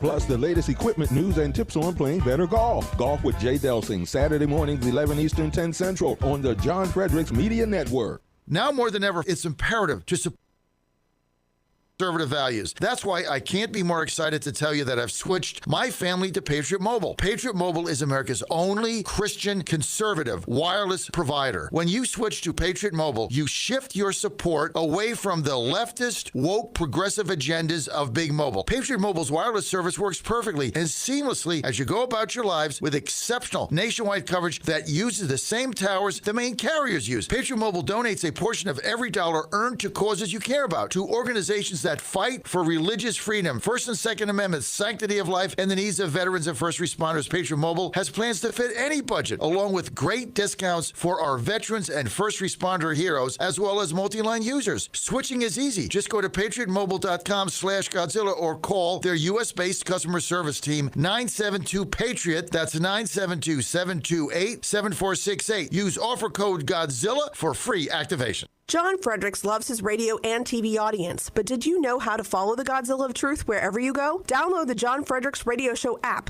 to listen live nationwide. For the daily chit-chat, Trucking the Truth, download the Getter app and join the morning fun on Getter Live from 6 to 10 a.m. Follow John Fredericks on Getter, Truth Social, or Twitter at JF Radio. Get your truth by the truckload from America's Godzilla of Truth, The John Frederick Show, weekdays 5 to 9 a.m. on WENO Nashville, KQPN West Memphis. Breaking news at Town Hall. I'm Bob Agnew in Washington. President Trump says he may decide to invoke the Insurrection Act to deal with the escalating violence in Minneapolis. That's after it escalated again with an anti-ICE demonstrator attacking an officer last night, allegedly with a shovel and getting shot. So say officials. The shooting took place more than 4 miles north of where an immigrant agent fatally shot Renee Good on January 7th. Homeland Security says federal law enforcement officers stopped a person from Venezuela who was in the U.S. illegally. DHS officials also say that person drove away and crashed into a parked car before taking off on foot. As correspondent Andrew Stewart, the Insurrection Act is a set of federal laws originating in 1807, allowing a U.S. president to deploy active duty military forces and or federalize the National Guard in uncertain circumstances, and that includes helping to enforce federal law when it's being obstructed. Still not clear exactly what President Trump is threatening against the Iranian regime in the event it begins to execute anti-government demonstrators. President Trump has left unclear what American action, if any, would take place against Iran. Just gotten to me some information that the killing has stopped, that the executions have stopped. They're not going to have an execution. Iranian Foreign Minister Abbas Araghchi sought to tone down the rhetoric, urging the U.S. to find a solution through negotiation. Between war and diplomacy is a better way. The UN Security Council scheduled an emergency meeting on Iran at the request of the United States on Thursday afternoon. I'm Karen Chamas. Venezuela's opposition leader pays a visit to President Trump today at the White House. Mr. Trump agreed to meet with the Nobel Peace Prize winning Maria Corina Machado following the U.S. capture of Venezuelan dictator Nicolas Maduro. More on these stories at townhall.com.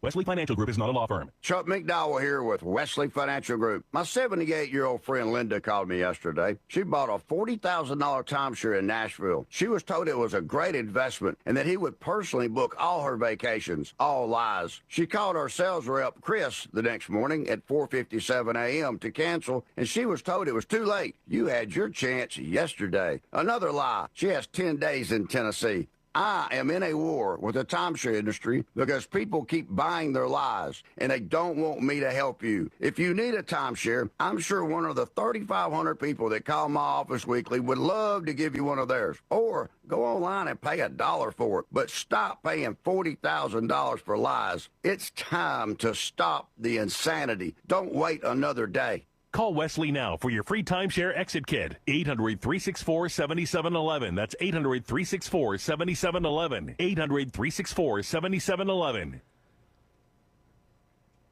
Here's Rich Thomason now with a midday Wall Street Business Report. Despite the turmoil in Iran and the ongoing uncertainty of the situation there, oil prices have been declining. Crude prices fell around 4%.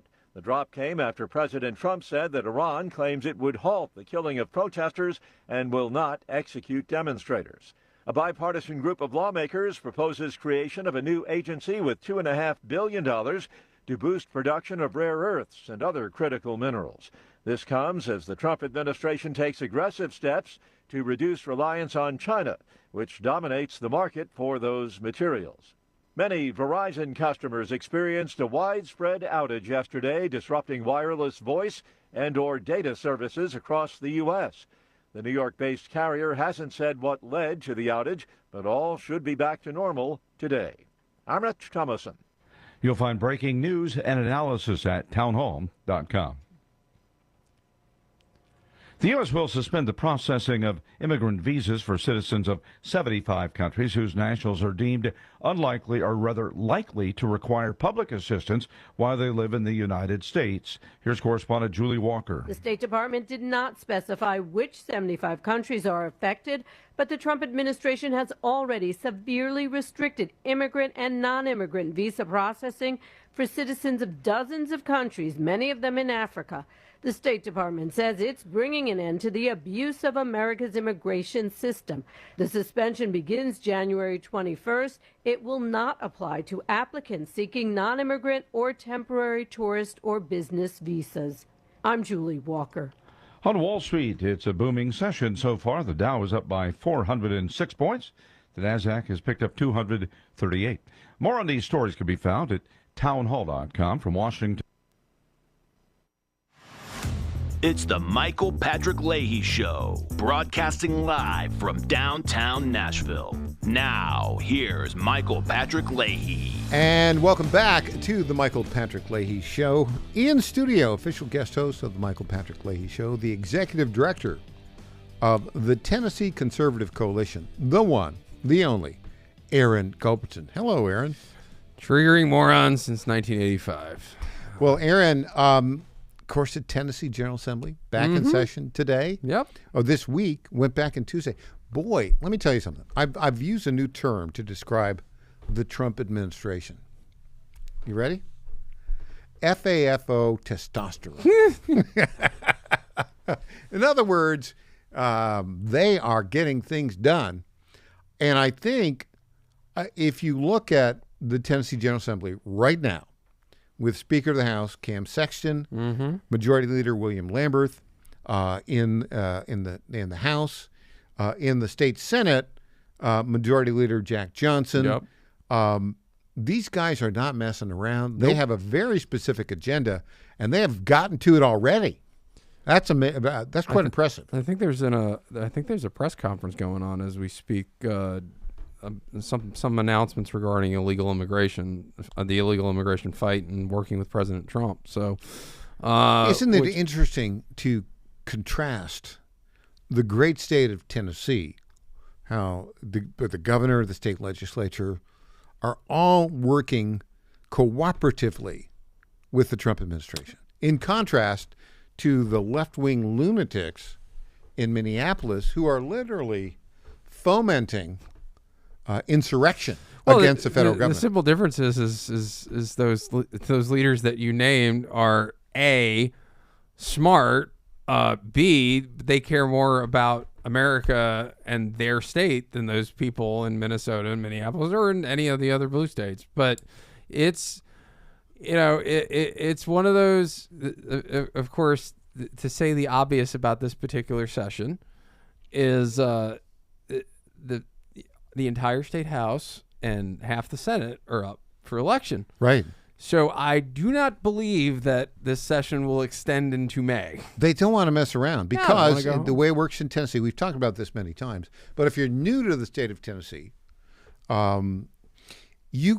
state legislators cannot raise money or campaign really while they're in session. And so in an election year, they are highly motivated for the session to move quickly. Well, and the truth of the matter is, you live in a state like this one, you were especially given how robust the last 3-4 years have been. Oh, yeah. Been great. You almost start to run out of good ideas to pass into law anyway. And, I've never been, as a conservative, I don't mind if they wind up getting out of session early and passing a little less laws than they do. But we'll see. I mean, you've got a ton of bill filings. The session started off. Well, hold on. Let me, before we get to that a little bit, set the scene for us in the Tennessee State Capitol. I'm assuming you were there. Yes. Okay. Just describe the environment of it convened on Tuesday, I believe, right? So amongst the people that are quote unquote supposed to be there, i.e. the legislator or most of the legislators, most of the legislators with an R in their name, except for the 5 or 6 rhinos running around. It's kind of old home day. A lot of them see each other throughout, the quote unquote break, but you go, you good to see you again. Yeah, good to see you again. And there's kind of a happiness. It's almost like a first day of school kind of. So let's describe, for many of our listeners may have never been to the state capitol. Yes. So describe the two chambers for a moment. So, and where is it that you go to the Capitol itself? So you go to the state Capitol, and let me actually start this by talking about where the vast majority of the business happens, which is the Cordell Hall building.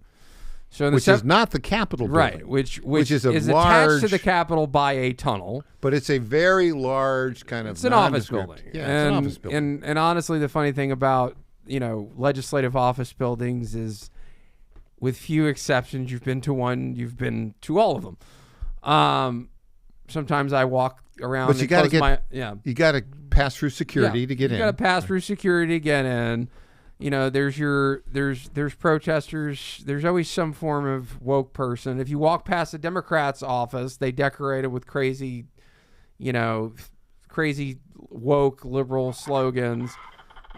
You still have a few Democrats that have signs that say, if you want to come in here, wear your mask in 2026. And just, you've got the 7th floor is the Senate, the 6th floor is the House, and also and that's where all the House leadership is. The 5th floor is also House offices.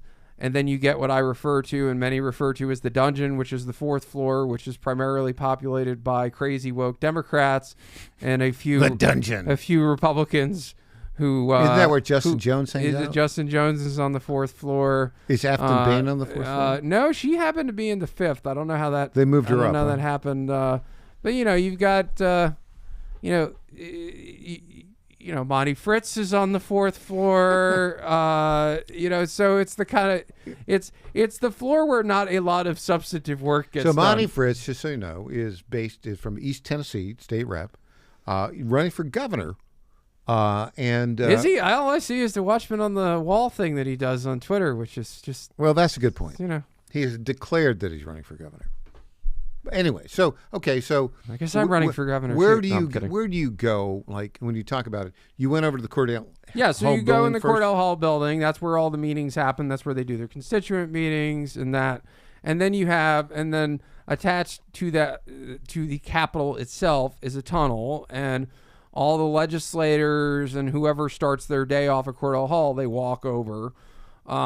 There's 2 elevators that get you a couple floors up to get to the House and the Senate chamber. One of the elevators, because they have a need to get there quicker, is generally preferences given to members of either the Senate or the House.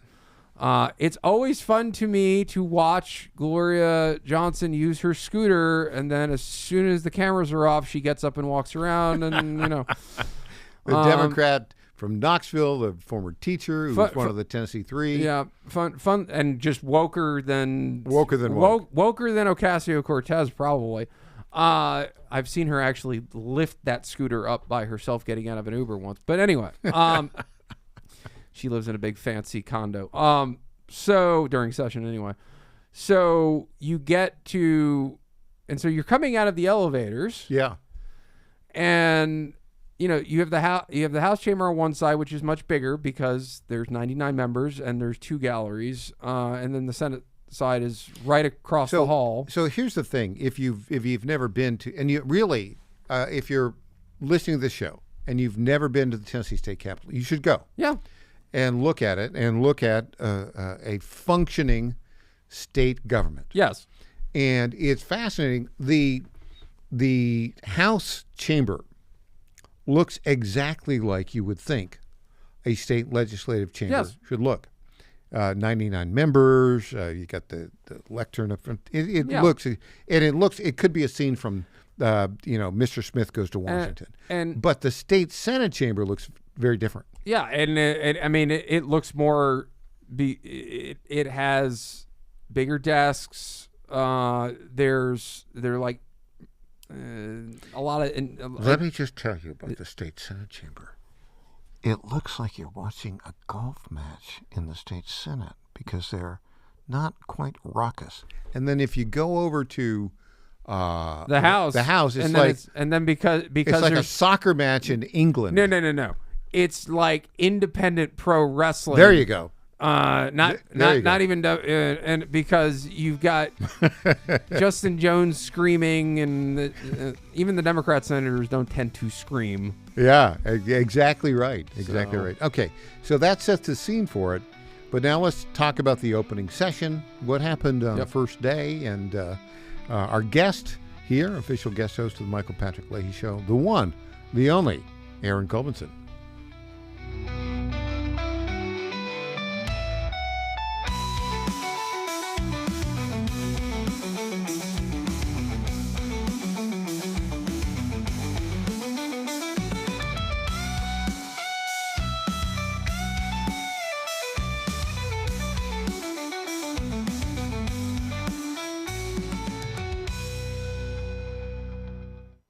Hi folks, John Fredericks here for Freedom Alliance. Veterans are still struggling with the wounds of war. They came home with injuries that changed them forever. The flag-burning troublemakers in our streets remind me how fortunate we are to have patriots who served and fought, sacrificed, and never complained. We need to support them through organizations like the Freedom Alliance. It's Military Appreciation Month and time to support those who serve. Freedom Alliance is caring for combat veterans and military families. Combat veterans fought in the worst, most dangerous places on earth. Freedom Alliance takes them to nature's most relaxing locations so they can heal. Freedom Alliance gives injured troops mortgage-free homes, new cars, and all-terrain wheelchairs. For wounded vets, there's nothing like the stability of your own home, the reinsurance of a reliable vehicle, or the independence of a wheelchair that navigates snow, ice, beach, pasture, or most any terrain. Let's fight for those who fought for us. Go to freedomalliance.org/Godzilla and make a monthly gift that will improve the life of a military hero. That's freedomalliance.org/Godzilla. Make a contribution today. If you're like me, most moms find it difficult to prioritize self-care. Hi, it's Colleen, Program Director at the John Fredericks Media Network. With the demands of programming 13 radio stations, it's easy to forget about the things I should do for myself daily. And that's why I started with our company's Women's Challenge with Native Path Collagen Peptides.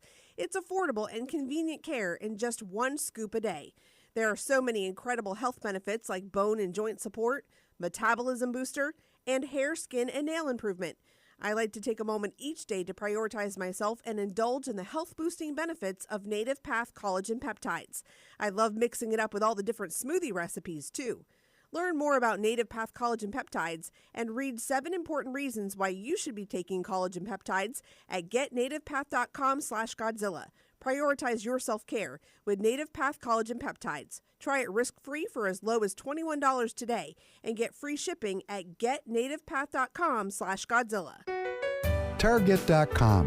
Target.com is an online e-commerce tire retailer. We are here to serve the American public with the best possible customer service, the best pricing, and we make it extremely easy. We have many name brands and a lot of low-cost tires.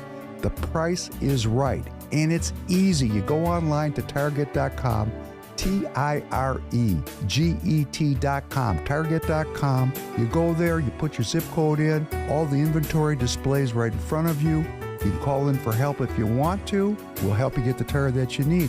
But we will take the tires you buy and at no extra charge deliver them to the dealer right by your house where they will be installed at the market price. It's easy. The best price, the best service. Great people to deal with. Thank you for going to Target.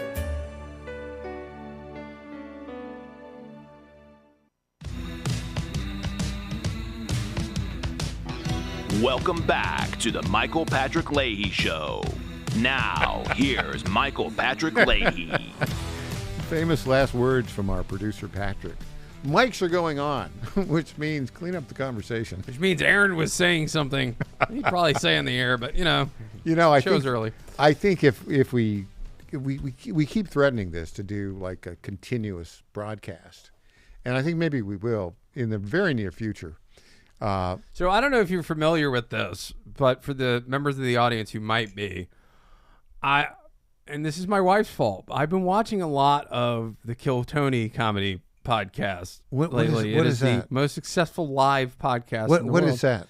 It's comedy, and the premise of it, and all that to say, there's a lot of funny things said. But Tony Hinchcliffe was the guy who the leftist media went after for what he said at Madison Square Garden as part of his stand-up routine and he's the host.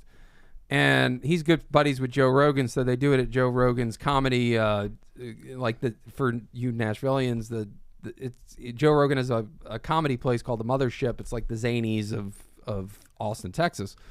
And they have, well, let's just put it this way. Their New Year's special had Roseanne Barr as a panelist, had Carrot Top, had Rob Schneider, who's a conservative comedian who was in a lot of Adam Sandler movies.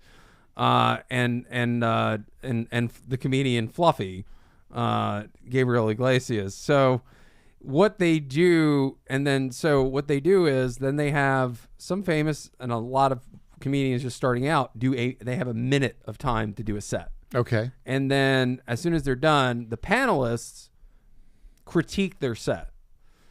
Sometimes they try to be nicer and give them a lot of praise. No. Most of the time they're roasting the They ever-loving daylights out of... That's a hard thing to do. So... To do a comedy thing? Yeah. You know, I mean, if you do a radio show 3 hours a day, occasionally you say something funny. Well, but this is entertainment too, you know. Yeah, no, I understand. But to do a minute and be funny in everything you say is very hard to do. Oh, yeah, no. I mean, to condense it into a minute, it's easier to do 5 minutes of it. Yeah, yeah. I did one stand-up once in my life and did 10 minutes. And things that I will never do. Yeah. Stand up. Okay, so let's talk to. So the session is convened. Yes. Right. So just describe what that was like. I guess you were mostly focused on the house. Well, I mean, the house is the fun side. It's. Are you in the galleries? Where do you go in the gallery? You go in the gallery. So, because of the amount of disruptions in the house, and by the way, actually, I got to back up. So, because we were the last point by point thing we were saying is you're getting out of the elevators, and this is important to note. Mm-hmm. When the paid protesters show up, yep, they're out there. And they were there this time, which if you've been following the news at all, you saw Justin Jones performatively walking around the outer part just outside the house doors. Would you like to know how I describe that? How? Justin Jones, he of the long flowing hair these days. Yes. I call him transitioning Justin Jones, but you know. You know, that thought comes to mind. I mean, he's just performative. Those of us who've unfortunately been within a few feet of him have seen those. He has little feet. He wears effeminate shoes, Dockers. Many would say something about Justin Jones. I wouldn't say. Where's Sean Farash when you need him? But anyway, we need to get Sean to do a bit on Justin Jones. You know, I think President Trump might have a gesture for Justin Jones. But anyway, so he's doing that. But, you know, and it's the most offensive thing under the sun because this particular group of protesters was led by a fake, I call this person a pastor of the Church of the Poison Mind because it is some sort of something on the alphabet mafia LGBTQIA plus XYZ scale. Right. It's really a woman, but who wears priest robes, but then is draped in the latest trans. There's like a yellow line now and a circle and all this other stuff, but it's pride flag stuff. So, very appropriate, by the way. Church of the Poison Mind is a Culture Club song, which was fronted by Boy George, if you're getting that cultural reference. And so they alternated as people are getting out of the elevators to go to either the gallery or, if you're a member, your spot on the floor of your respective body. And they're singing, they alternate between singing hymns and chanting terrible things. So, expletive ice is, of course, one of the things. Blank ice. That's their big contribution, right? So, and, there was one bill, and so that's what everybody's greeted with. I love watching the reporters flock around with their cameras trying to get the best angle and photo, which also adds to the chaos. It's just chaos. So, by the way, yeah, I noticed that. I talked earlier today about the Tennessee Outlook story, the main story about the, quote, anti-drag queen bill. The photograph was clearly staged or set up because it was all in full color with all the LGBTQ color rainbow on display. It just gets the thing. Even the journalists down there are participating in the performance. Listen, they're just trying to get. This is the thing. They want clicks and they want attention, and unfortunately, they focus on the people who have the least ability to get anything passed. If you were, you mean like Justin Jones? Yeah, Justin Jones. He's never got a bill passed in his career, as far as I know, right? No, I mean, he's in a locked-in contest with Jody Barrett as to who the least effective member of the General Assembly is. But, by the way, how you like it not being on Commerce anymore? So I have fun with the show, as you know. So you're greeted with this chaos. Eventually it settles down. They gavel into order. All the crazies go into their seats, in the gallery. The Senate has had their organization. Basically, they gavelled in, took care of scheduling business, gavelled out, was done in 20 minutes. Yeah. Very, very tame. The House, once they were in session, it wasn't as boisterous as it's going to be in a few weeks. Yeah, it's going to be boisterous. Yeah. But it was more like, Now, truth be told, it wasn't the largest group of protesters I've seen. So you go through that, and then, once they're out of session sometime around 1:30 or so, and they did pass a good bill that further restricts children's exposure to drag shows and that sort of thing. But yeah, it's a minor bill, but the Tennessee Lookout sort of made it, it's the end of civilization. Well, they have to cater to their audience, which is just to the far left of Karl Marx. So here's the good news though about Tennessee. To contrast it with, let's say, Minneapolis, what percentage of residents of Minneapolis, Minnesota are literally mentally ill? Considering how cold it gets, I would say 100%, but we're probably closer to 80, whatever the amount that vote for Democrats is. See, the percentage of Tennessee's population that's mentally ill leftist, 5%? Yeah. I mean, mentally ill left, the average voter, there's probably many more that just don't vote, which is fine by me, so don't vote. But yeah, it's not bad, which is why these people never gain any ground and go anywhere. Right. Statewide, it's very, very low. But it's, so what you have with Justin Jones and Justin Pearson, who's running for Congress in Memphis against Steve Cohen, the incumbent Democrat congressman who's been there for decades, and Gloria Johnson, a state representative from Memphis who got drubbed by Marsha in 2024 in the U.S. Senate race, which everyone who runs against Marsha Blackburn gets drubbed. So our next governor there. It's performance. It's media attention. And, even though, and to be frank, the ones that are not interested in getting anything done with an R next to their name, it's performance, and you can tell. I mean, who are the dirtbags in the General Assembly? It's the one, if you see Justin Jones talking to a leftist blogger, and we all know who that is, but I don't feel like giving him the airtime at the moment. Yeah. And there's a Republican state representative standing on the other end of the conversation, having a really good conversation. That's not somebody you want to follow. But they get through that, and it was the subject most of the protesters were doing was, anti-ICE, anti-General Assembly, So I don't know if you saw the video. So, to fast forward through a little bit, they get out of the session, they go to their meetings, staffers go to lunch, whatever, the work gets done. There's a legislative, there's a lot of receptions that happen. So there's a legislative for open to all the members of the General Assembly. The Tennessee Chamber of Commerce hosted this one. Which is a business organization, right? It's not it's not known as exactly the furthest right institution. It's not populist, conservative. Right. And I say that to say this, I saw 10 Democrat legislators there, right? It was open to everybody. Yeah. And Caleb Hemmer was there. And, number of members, governor was there, blah, blah, blah.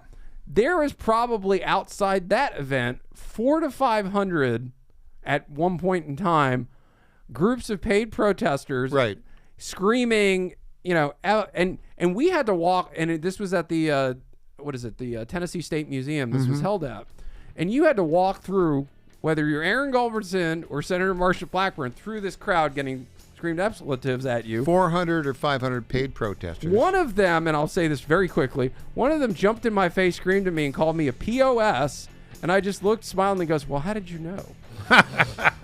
Well done. All right, we'll have more on this latest session of the Tennessee General Assembly, just convened, with Aaron Gulbertson. Always fascinating inside stuff. Back after this.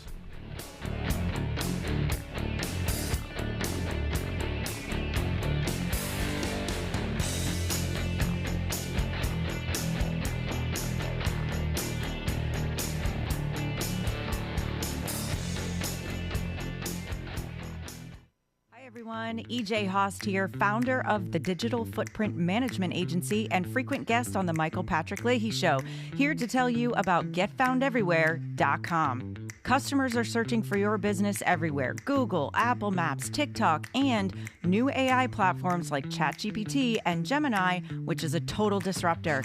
Traditional search engine optimization isn't dead, but it is on life support. Old tactics don't work anymore. So how can you make your business stand out?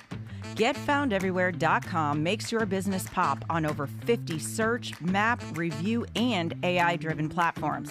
With one easy dashboard, manage business profiles, social media accounts, direct messages, even texts and reviews. GetFoundEverywhere.com is affordable, boosts your visibility, and gets your business more customers. It's time to step up your game the easy way. Save time, save money, and get more customers with GetFoundEverywhere.com. This is State Senator Mark Pody. Government is limited to what it is supposed to do. One of the things that is critical that we're supposed to be working on is transportation. Here in Middle Tennessee, our roads need more help. As your state senator, we are focused on getting more money reoccurring without a new tax increase for our roads here in Tennessee. This is State Senator Mark Pody.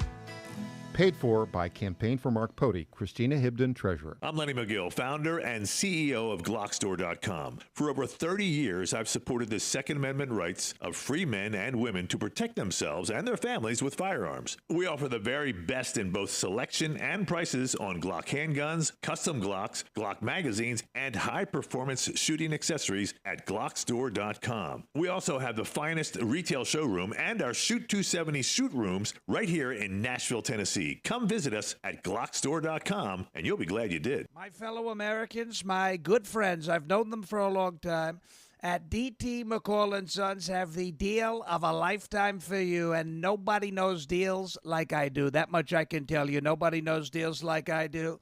The lumber yards, they can hit you with hidden charges for up to $200 extra. They'll charge you for cords and hoses and haul-offs. Your money goes all over the place and out of the state, and most importantly, out of your pockets. How do they get away with that? I don't know how they do that, but on day one, if you buy from McCall's, we are going to stop the hidden charges as soon as you buy it.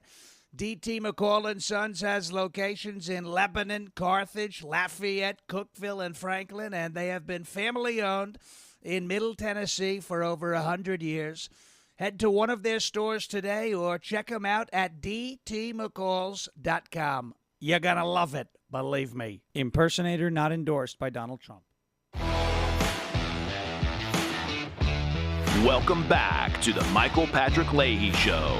Now, here's Michael Patrick Leahy. Welcome back to the Michael Patrick Leahy Show. In studio, the official guest host of the Michael Patrick Leahy Show, the executive director of the Tennessee Conservative Coalition, Aaron Gulmanson. Aaron, now let's have some fun and talk about the political season. Yes, we are back again. 2026, we have midterms nationally. Mm-hmm. We have a governor's race here in Tennessee. We also have a couple of Republican primaries. And mm-hmm. for those of you who are not familiar with Tennessee, the federal and statewide offices, the primaries for those offices are held in the first Thursday in August. I've never figured out why it's on a Thursday. I think we're the only state in the union that holds everywhere else it's a Tuesday on a Thursday. Yeah, or some places do a Saturday. Yeah, there is a reason, and I think it has to do with early 1900 harvesting practices, but okay. I've never really figured it out. I know that we're still an agriculture state in a lot of ways, but I don't know. We need anyway. It is what it is. It's a day. Yeah, that's the day. Okay, but it's kind of fun now to talk about these things because, we had all of the big rigmarole, all of the national attention for the special election in the 7th Congressional District. Yep. Which covers, parts of Davidson County, parts of Williamson County, parts of Montgomery, and about, I think, 11 rural counties connecting all that. And Mark Green resigned. Matt Van Apps got Trump's endorsement, easily won the Republican primary. Yep. And then, despite huge flows of cash from liberals in New York City and California and Washington, D.C. into the coffers of one Afton Bain, pretty much a real lunatic Democrat from Nashville, the one who was, chasing ICE officers. Matt Van Epps pretty much stomped her by 9 points in the special election, despite all the money that came in. Yeah, and there hadn't been a special election for Congress in the great state of Tennessee since 1989. Yeah. So here's the thing about that. So Afton Bain, who we had reported, or Tom Papperter reported, she's got like over $435,000 in cash left over. Yep. Right? Why would you leave all that cash there if you were really serious about winning the election? But nonetheless. I have a theory on that, by the way. I would love to hear it. I think a Somali-fronted daycare center established as a 501c3 is going to be open somewhere in downtown Nashville, and that $465, whatever it is, $1,000 is going to wind up in those coffers, and there'll be a consultant hired whose named name Afton Bain. Might be. Okay, so she makes this big dramatic announcement. I will not run in the general election in 2026 for the Democrat nomination to challenge Matt Van Epps. Yeah. Because the campaign took such an emotional and physical toll on my health, and there were so many death threats and threats to do violence to me. I just can't take it. I need to heal. But I will run again for state rep. Now, I don't think she did much, really, except do some podcasts. From her Jeep. From her Jeep, yeah. That she's like, which is the only semi-normal thing about her is that she has a Jeep. But no, I mean it's just performative garbage. Oh my gosh, I was too emotionally drained for running for a seat that I knew I couldn't win to begin with, and I was really, really happy that I beat Bo Mitchell in that nomination because I can't stand Bo Mitchell. Fun inside baseball there. I don't think there's anybody who might shine a light on leftist lunacy more brightly than she does. Listen, that she likes.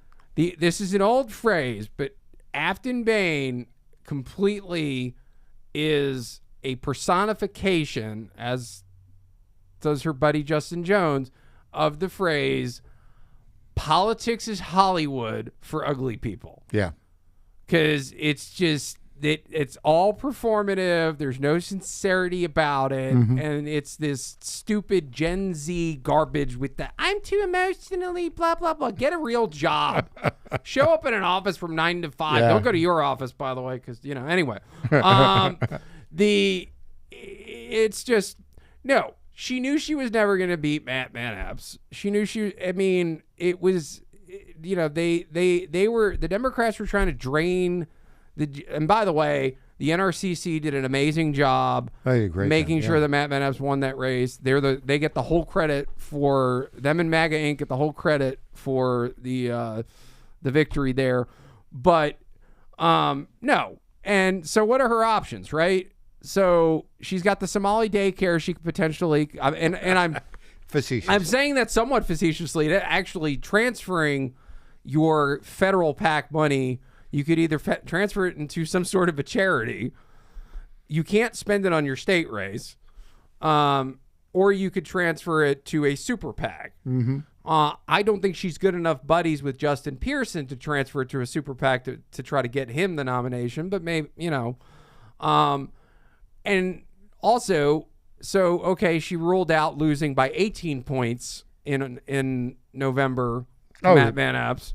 It would be that, who, or by more. the way, it's President Trump has already endorsed for re-election. But also, do you see the committees Matt's on? Yeah, Homeland Security and Space and Technology. Yeah, those are great assignments for the lowest seniority member of the House of Representatives. By the way, we I will add to that, and I don't want it to get.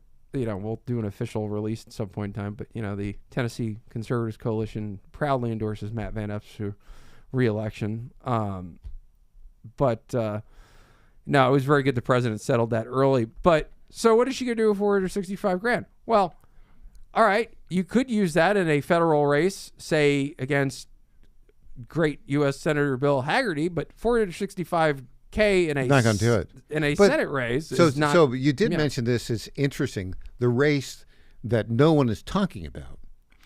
Bill Hagerty, solid guy.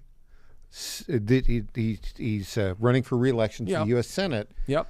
There is no mention that I've seen of anybody challenging him in the Republican primary, or I've seen no particular mention of any Democrat running for that seat. Have you seen that? No, I mean, there's just enough people that listen. There's enough people that know it's a fool's errand.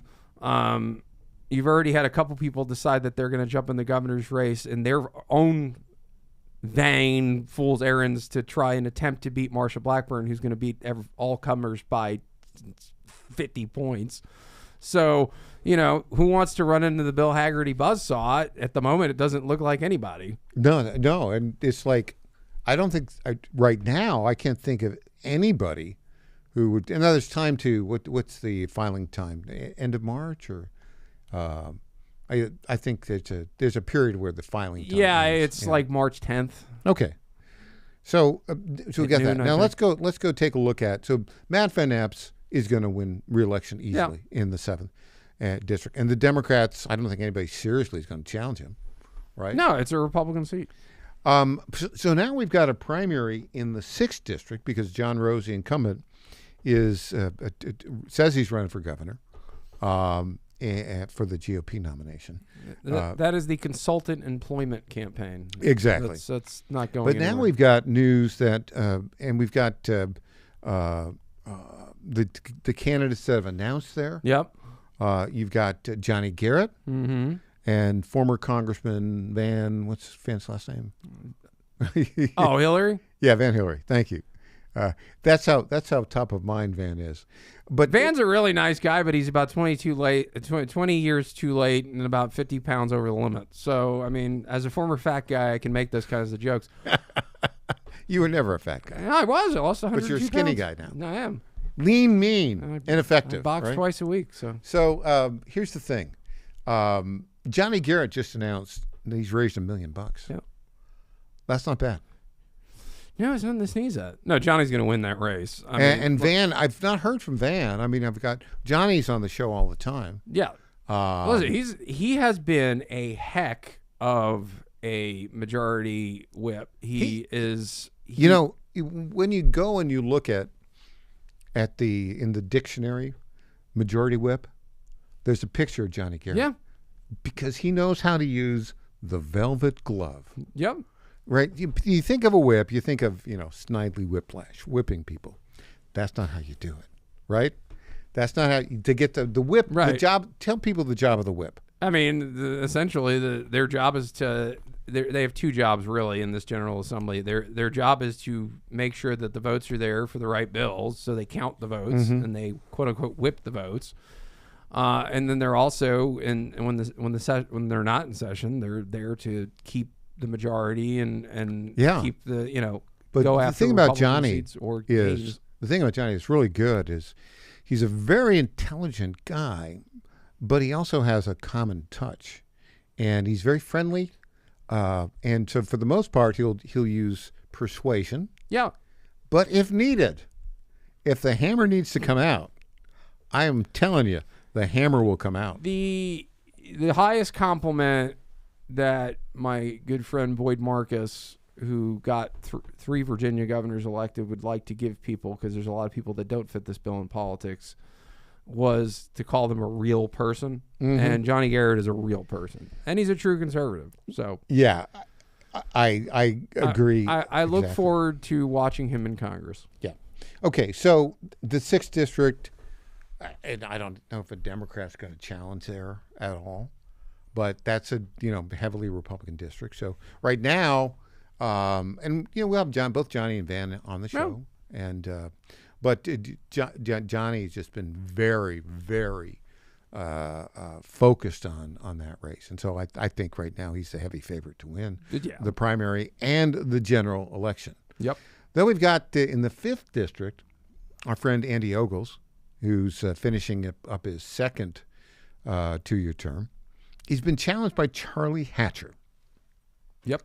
Now, Charlie is from Williamson County, which is, part of that district. And he was the state veterinarian for many years, and also was the commissioner of agriculture for a long time. Mm-hmm. He's got the Hatcher Dairy, which you maybe see. I think his daughter or sons have a little television show. It's kind of a nice little show about the Hatcher Dairy. But he doesn't have any message as to why he would be a better member of Congress than Andy Ogles. Well, I remember when Charlie Hatcher's website started, I was texting it around, mocking it, to be perfectly honest with you, because there was the number of misspellings and punctuation errors on there was pretty bad. Listen, I'm going to repeat myself for the next 8 months. Andy Ogles is going to win. Andy Ogles is endorsed by President Donald J. Trump. Andy Ogles votes with Donald J. Trump. President Trump likes him. Speaker Johnson likes him. He is a solid vote for the Republican caucus. He is going to win. Yeah. He is an anti-illegal immigration warrior. There's a cottage industry being formed by certain political consultants to run people against Andy Ogles, and, they lie to their clients and say you've got a chance. Charlie Hatcher didn't have a chance. Andy's going to win. We'll try to get Charlie in, talk to him. He seems like a nice guy, but he seems to be totally misdirected and totally inexperienced in the ways of politics. Another fool's errand. Andy's going to win by 14, 18 points. We'll come back with News Potpourri when we get back. I'm Michael Patrick Leahy. He's Aaron Gulbinson.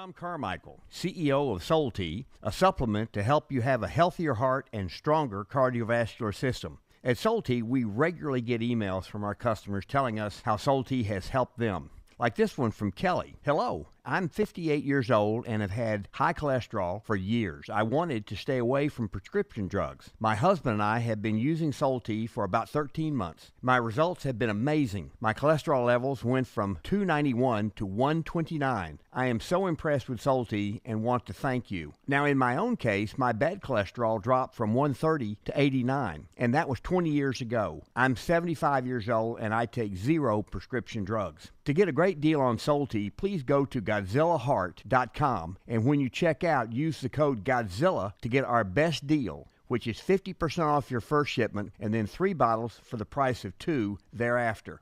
You don't have to live with a broken heart. Do you suffer from Try declining Soul Tea bone and joint today. health? Hi, it's Tina with the John Fredericks Media Network. And when I heard about our company's Women's Challenge, I jumped on the opportunity to test this amazing supplement that's already restoring my bone density, soothing my joint pain, and helping me regain lost mobility. I've experienced so many benefits in such a short time with Native Path Collagen Peptides because they support my bones and joints, boost my metabolism, and unleash the most radiant skin and hair since my 20s. In just 2 weeks, my knee stiffness is gone, and I'm already hitting the gym more aggressively. And I get so many compliments on my glowy skin and shiny hair. Native Path Collagen Peptides are so easy to take. They're tasteless, odorless, and mix great with my morning coffee. Read thousands of 5-star reviews at getnativepath.com/Godzilla. Level up your self-care with Native Path Collagen Peptides. Try it risk-free for as low as $21 today. And get free shipping at getnativepath.com/Godzilla. In 2008, the amount of concentrated time people could spend on a task without becoming distracted was 12 seconds. 5 years later, it was only 8 seconds, 1 second less than a goldfish. If you're often distracted or have trouble recalling information, you're likely to fall behind in the demanding, fast-paced 21st century. In other words, brain performance is more critical now than ever. Boost your brain power with Healthy Cells Focus Plus Recall. Science-backed nootropics to help you sharpen focus, concentrate longer, enhance recall, improve mental speed, learn rapidly, and be more alert. It's a pill-free brain supplement made with maximum absorption ingestible gel technology, designed to feed your brain at the cellular level. Take it for a test drive. Go to healthycell.com and use code GODZILLA for 20% off your first order of Focus Plus Recall. That's healthycell.com, code GODZILLA for 20% off. Welcome back to the Michael Patrick Leahy Show. Now, here's Michael Patrick Leahy. Welcome back in studio, Aaron Gulbinson. Aaron, it's time for News Potpourri. Yes, ladies and gentlemen, News Potpourri. This is the portion of the program where we talk about the stories that are of note, don't necessarily merit a full segment, and may have a touch of irony. Mm-hmm.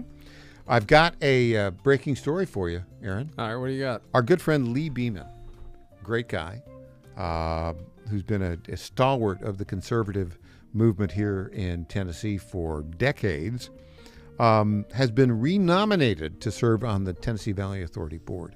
You know, some whiny rhino senators somehow didn't want to have him on it. And Trump said, you know, FAFO, guys. And so he'll be confirmed. I think that's really, really good news. I wasn't following that, so they blocked it? They blocked it because, I don't know, he said something they didn't like. Yeah. You know, it's just stupid. Okay, speaking of stupid, in Minnesota, what they've done is they've claimed, there's a public safety problem, and so therefore we can't have any Minneapolis schools in session for a month. Well, what that's done is it's allowed the teachers to go out and engage in illegal protests, but also the students. Watch this clip. And the students went to the protest at the capital of Minnesota in St. Paul, and a fight broke out. Watch this. Here you go. Now, if you look at this, okay, the fight is between, there's a couple hundred kids there, maybe more. More than half of them are Somalis, and the Somalis are leading the fight. So there you go. That's, that's education in the state of Minnesota. Just what happens, you take away the daycares and there you start go. fighting. They start fighting. Speaking of which, a big bill that's be coming up here would be to allow school districts to say, you cannot, if you're foreign born, illegal, your kids cannot come into school for free. The problem is we have, in any major city in America, there are like 70 languages spoken. Yeah. It's a huge burden. Here is a mom and a teacher talking about what it's like for her kid in elementary school. I'm about to ask what I'm not supposed to ask. Why is one of my children in a class where she's one of 4 kids that speaks English in math, and she doesn't get to learn math because there's 20 plus other kids who don't know English, and the teacher has to accommodate them? And I'm not blaming the teacher. I actually feel really bad for the teachers. Why? Okay, why? The answer is because we've let in all these illegals, and they are destroying the country. Yeah, and frankly, I mean, we got to get the precedent overturned, but, the Supreme Court kind of screwed us on that issue for a while. Well, too, back in 1982, but Yeah. I think the Tennessee General Assembly might have something to say Oh, about yeah, that. they will. They'll pass a law and they'll challenge it, but yeah. And I think we'll win in the Supreme Court. Okay, here's another one. So Josh Hawley from Minnesota had a doctor coming in and asked the doctor a very simple question.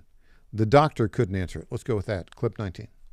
Thank you, Mr. Chairman. Since you bring it up, why don't we just start there? Dr. Verma, I wasn't sure I understood your answer to Senator Moody a moment ago. Do you think that men can get pregnant?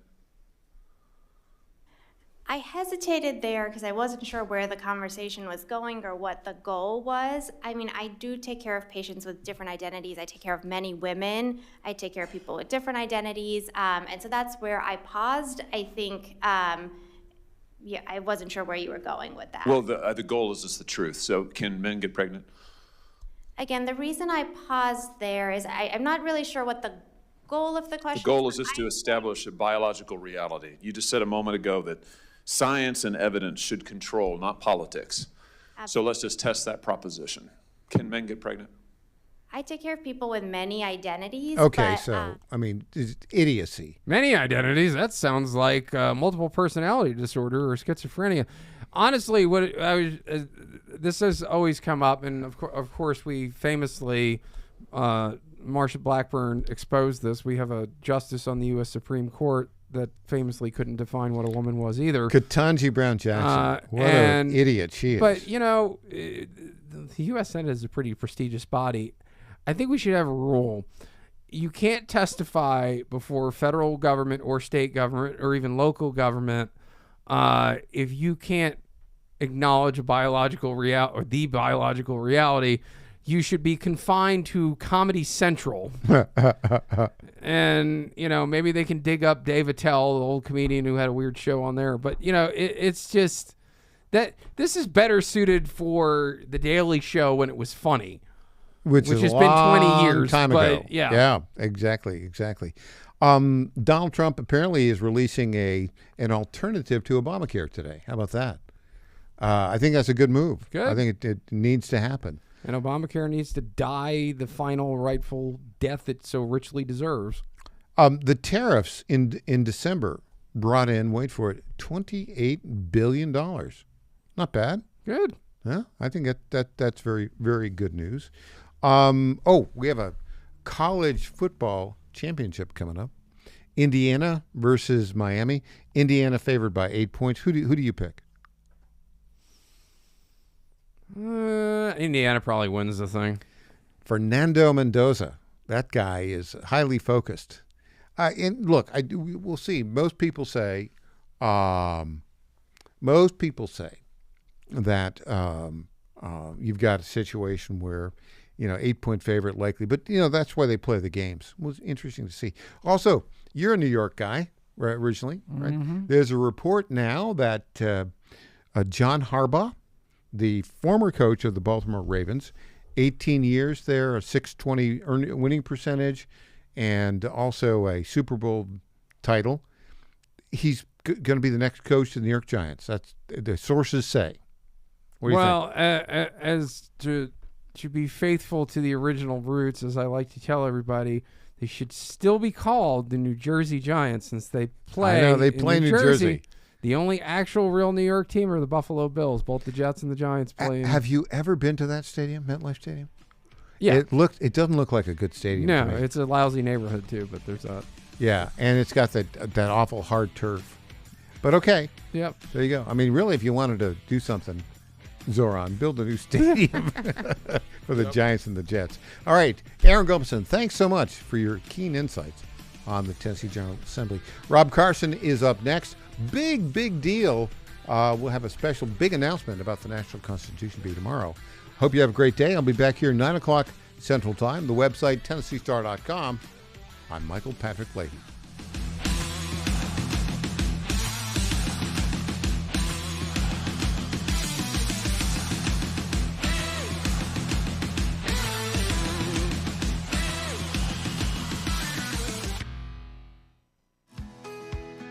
This is State Senator Mark Pody. Government is limited to what it is supposed to do. One of the things that is critical that we're supposed to be working on is transportation. Here in Middle Tennessee, our roads need more help. As your state senator, we are focused on getting more money reoccurring without a new tax increase for our roads here in Tennessee. This is State Senator Mark Pody. Paid for by Campaign for Mark Pody, Christina Hibden, Treasurer. Hey there, it's Lenny McGill, founder and CEO of GlockStore.com. For over 30 years, I've supported our Second Amendment rights with GlockStore.com, the world's #1 source for Glock handguns, parts, and accessories. I also support accurate, unbiased journalism like The Michael Patrick Leahy Show. His team broke the Kilmar Abrego Garcia traffic stop and was the first to obtain that video. Independent journalism at its finest. Visit us at GlockStore.com. Listen to Michael Patrick Leahy and make America great again. FlatFeeNashville.com is a full-service real estate brokerage that charges homeowners a upfront flat fee of $999 to completely list, market, and sell your home. We are all about saving consumers money, saving that equity. Nobody should hire an agent and feel like when that agent walks in the door, that agent is more concerned about the down payment on their next Mercedes purchase versus saving the equity that those homeowners have worked hard for. I've spent my entire career in ensuring that the equity that people save and they put into their monthly mortgage every single month as much of that as we possibly can goes back to them when they go to list and sell that home. The idea is to give homeowners the ability to really create generational wealth. Flatfeenashville.com, flatfeenashville.com.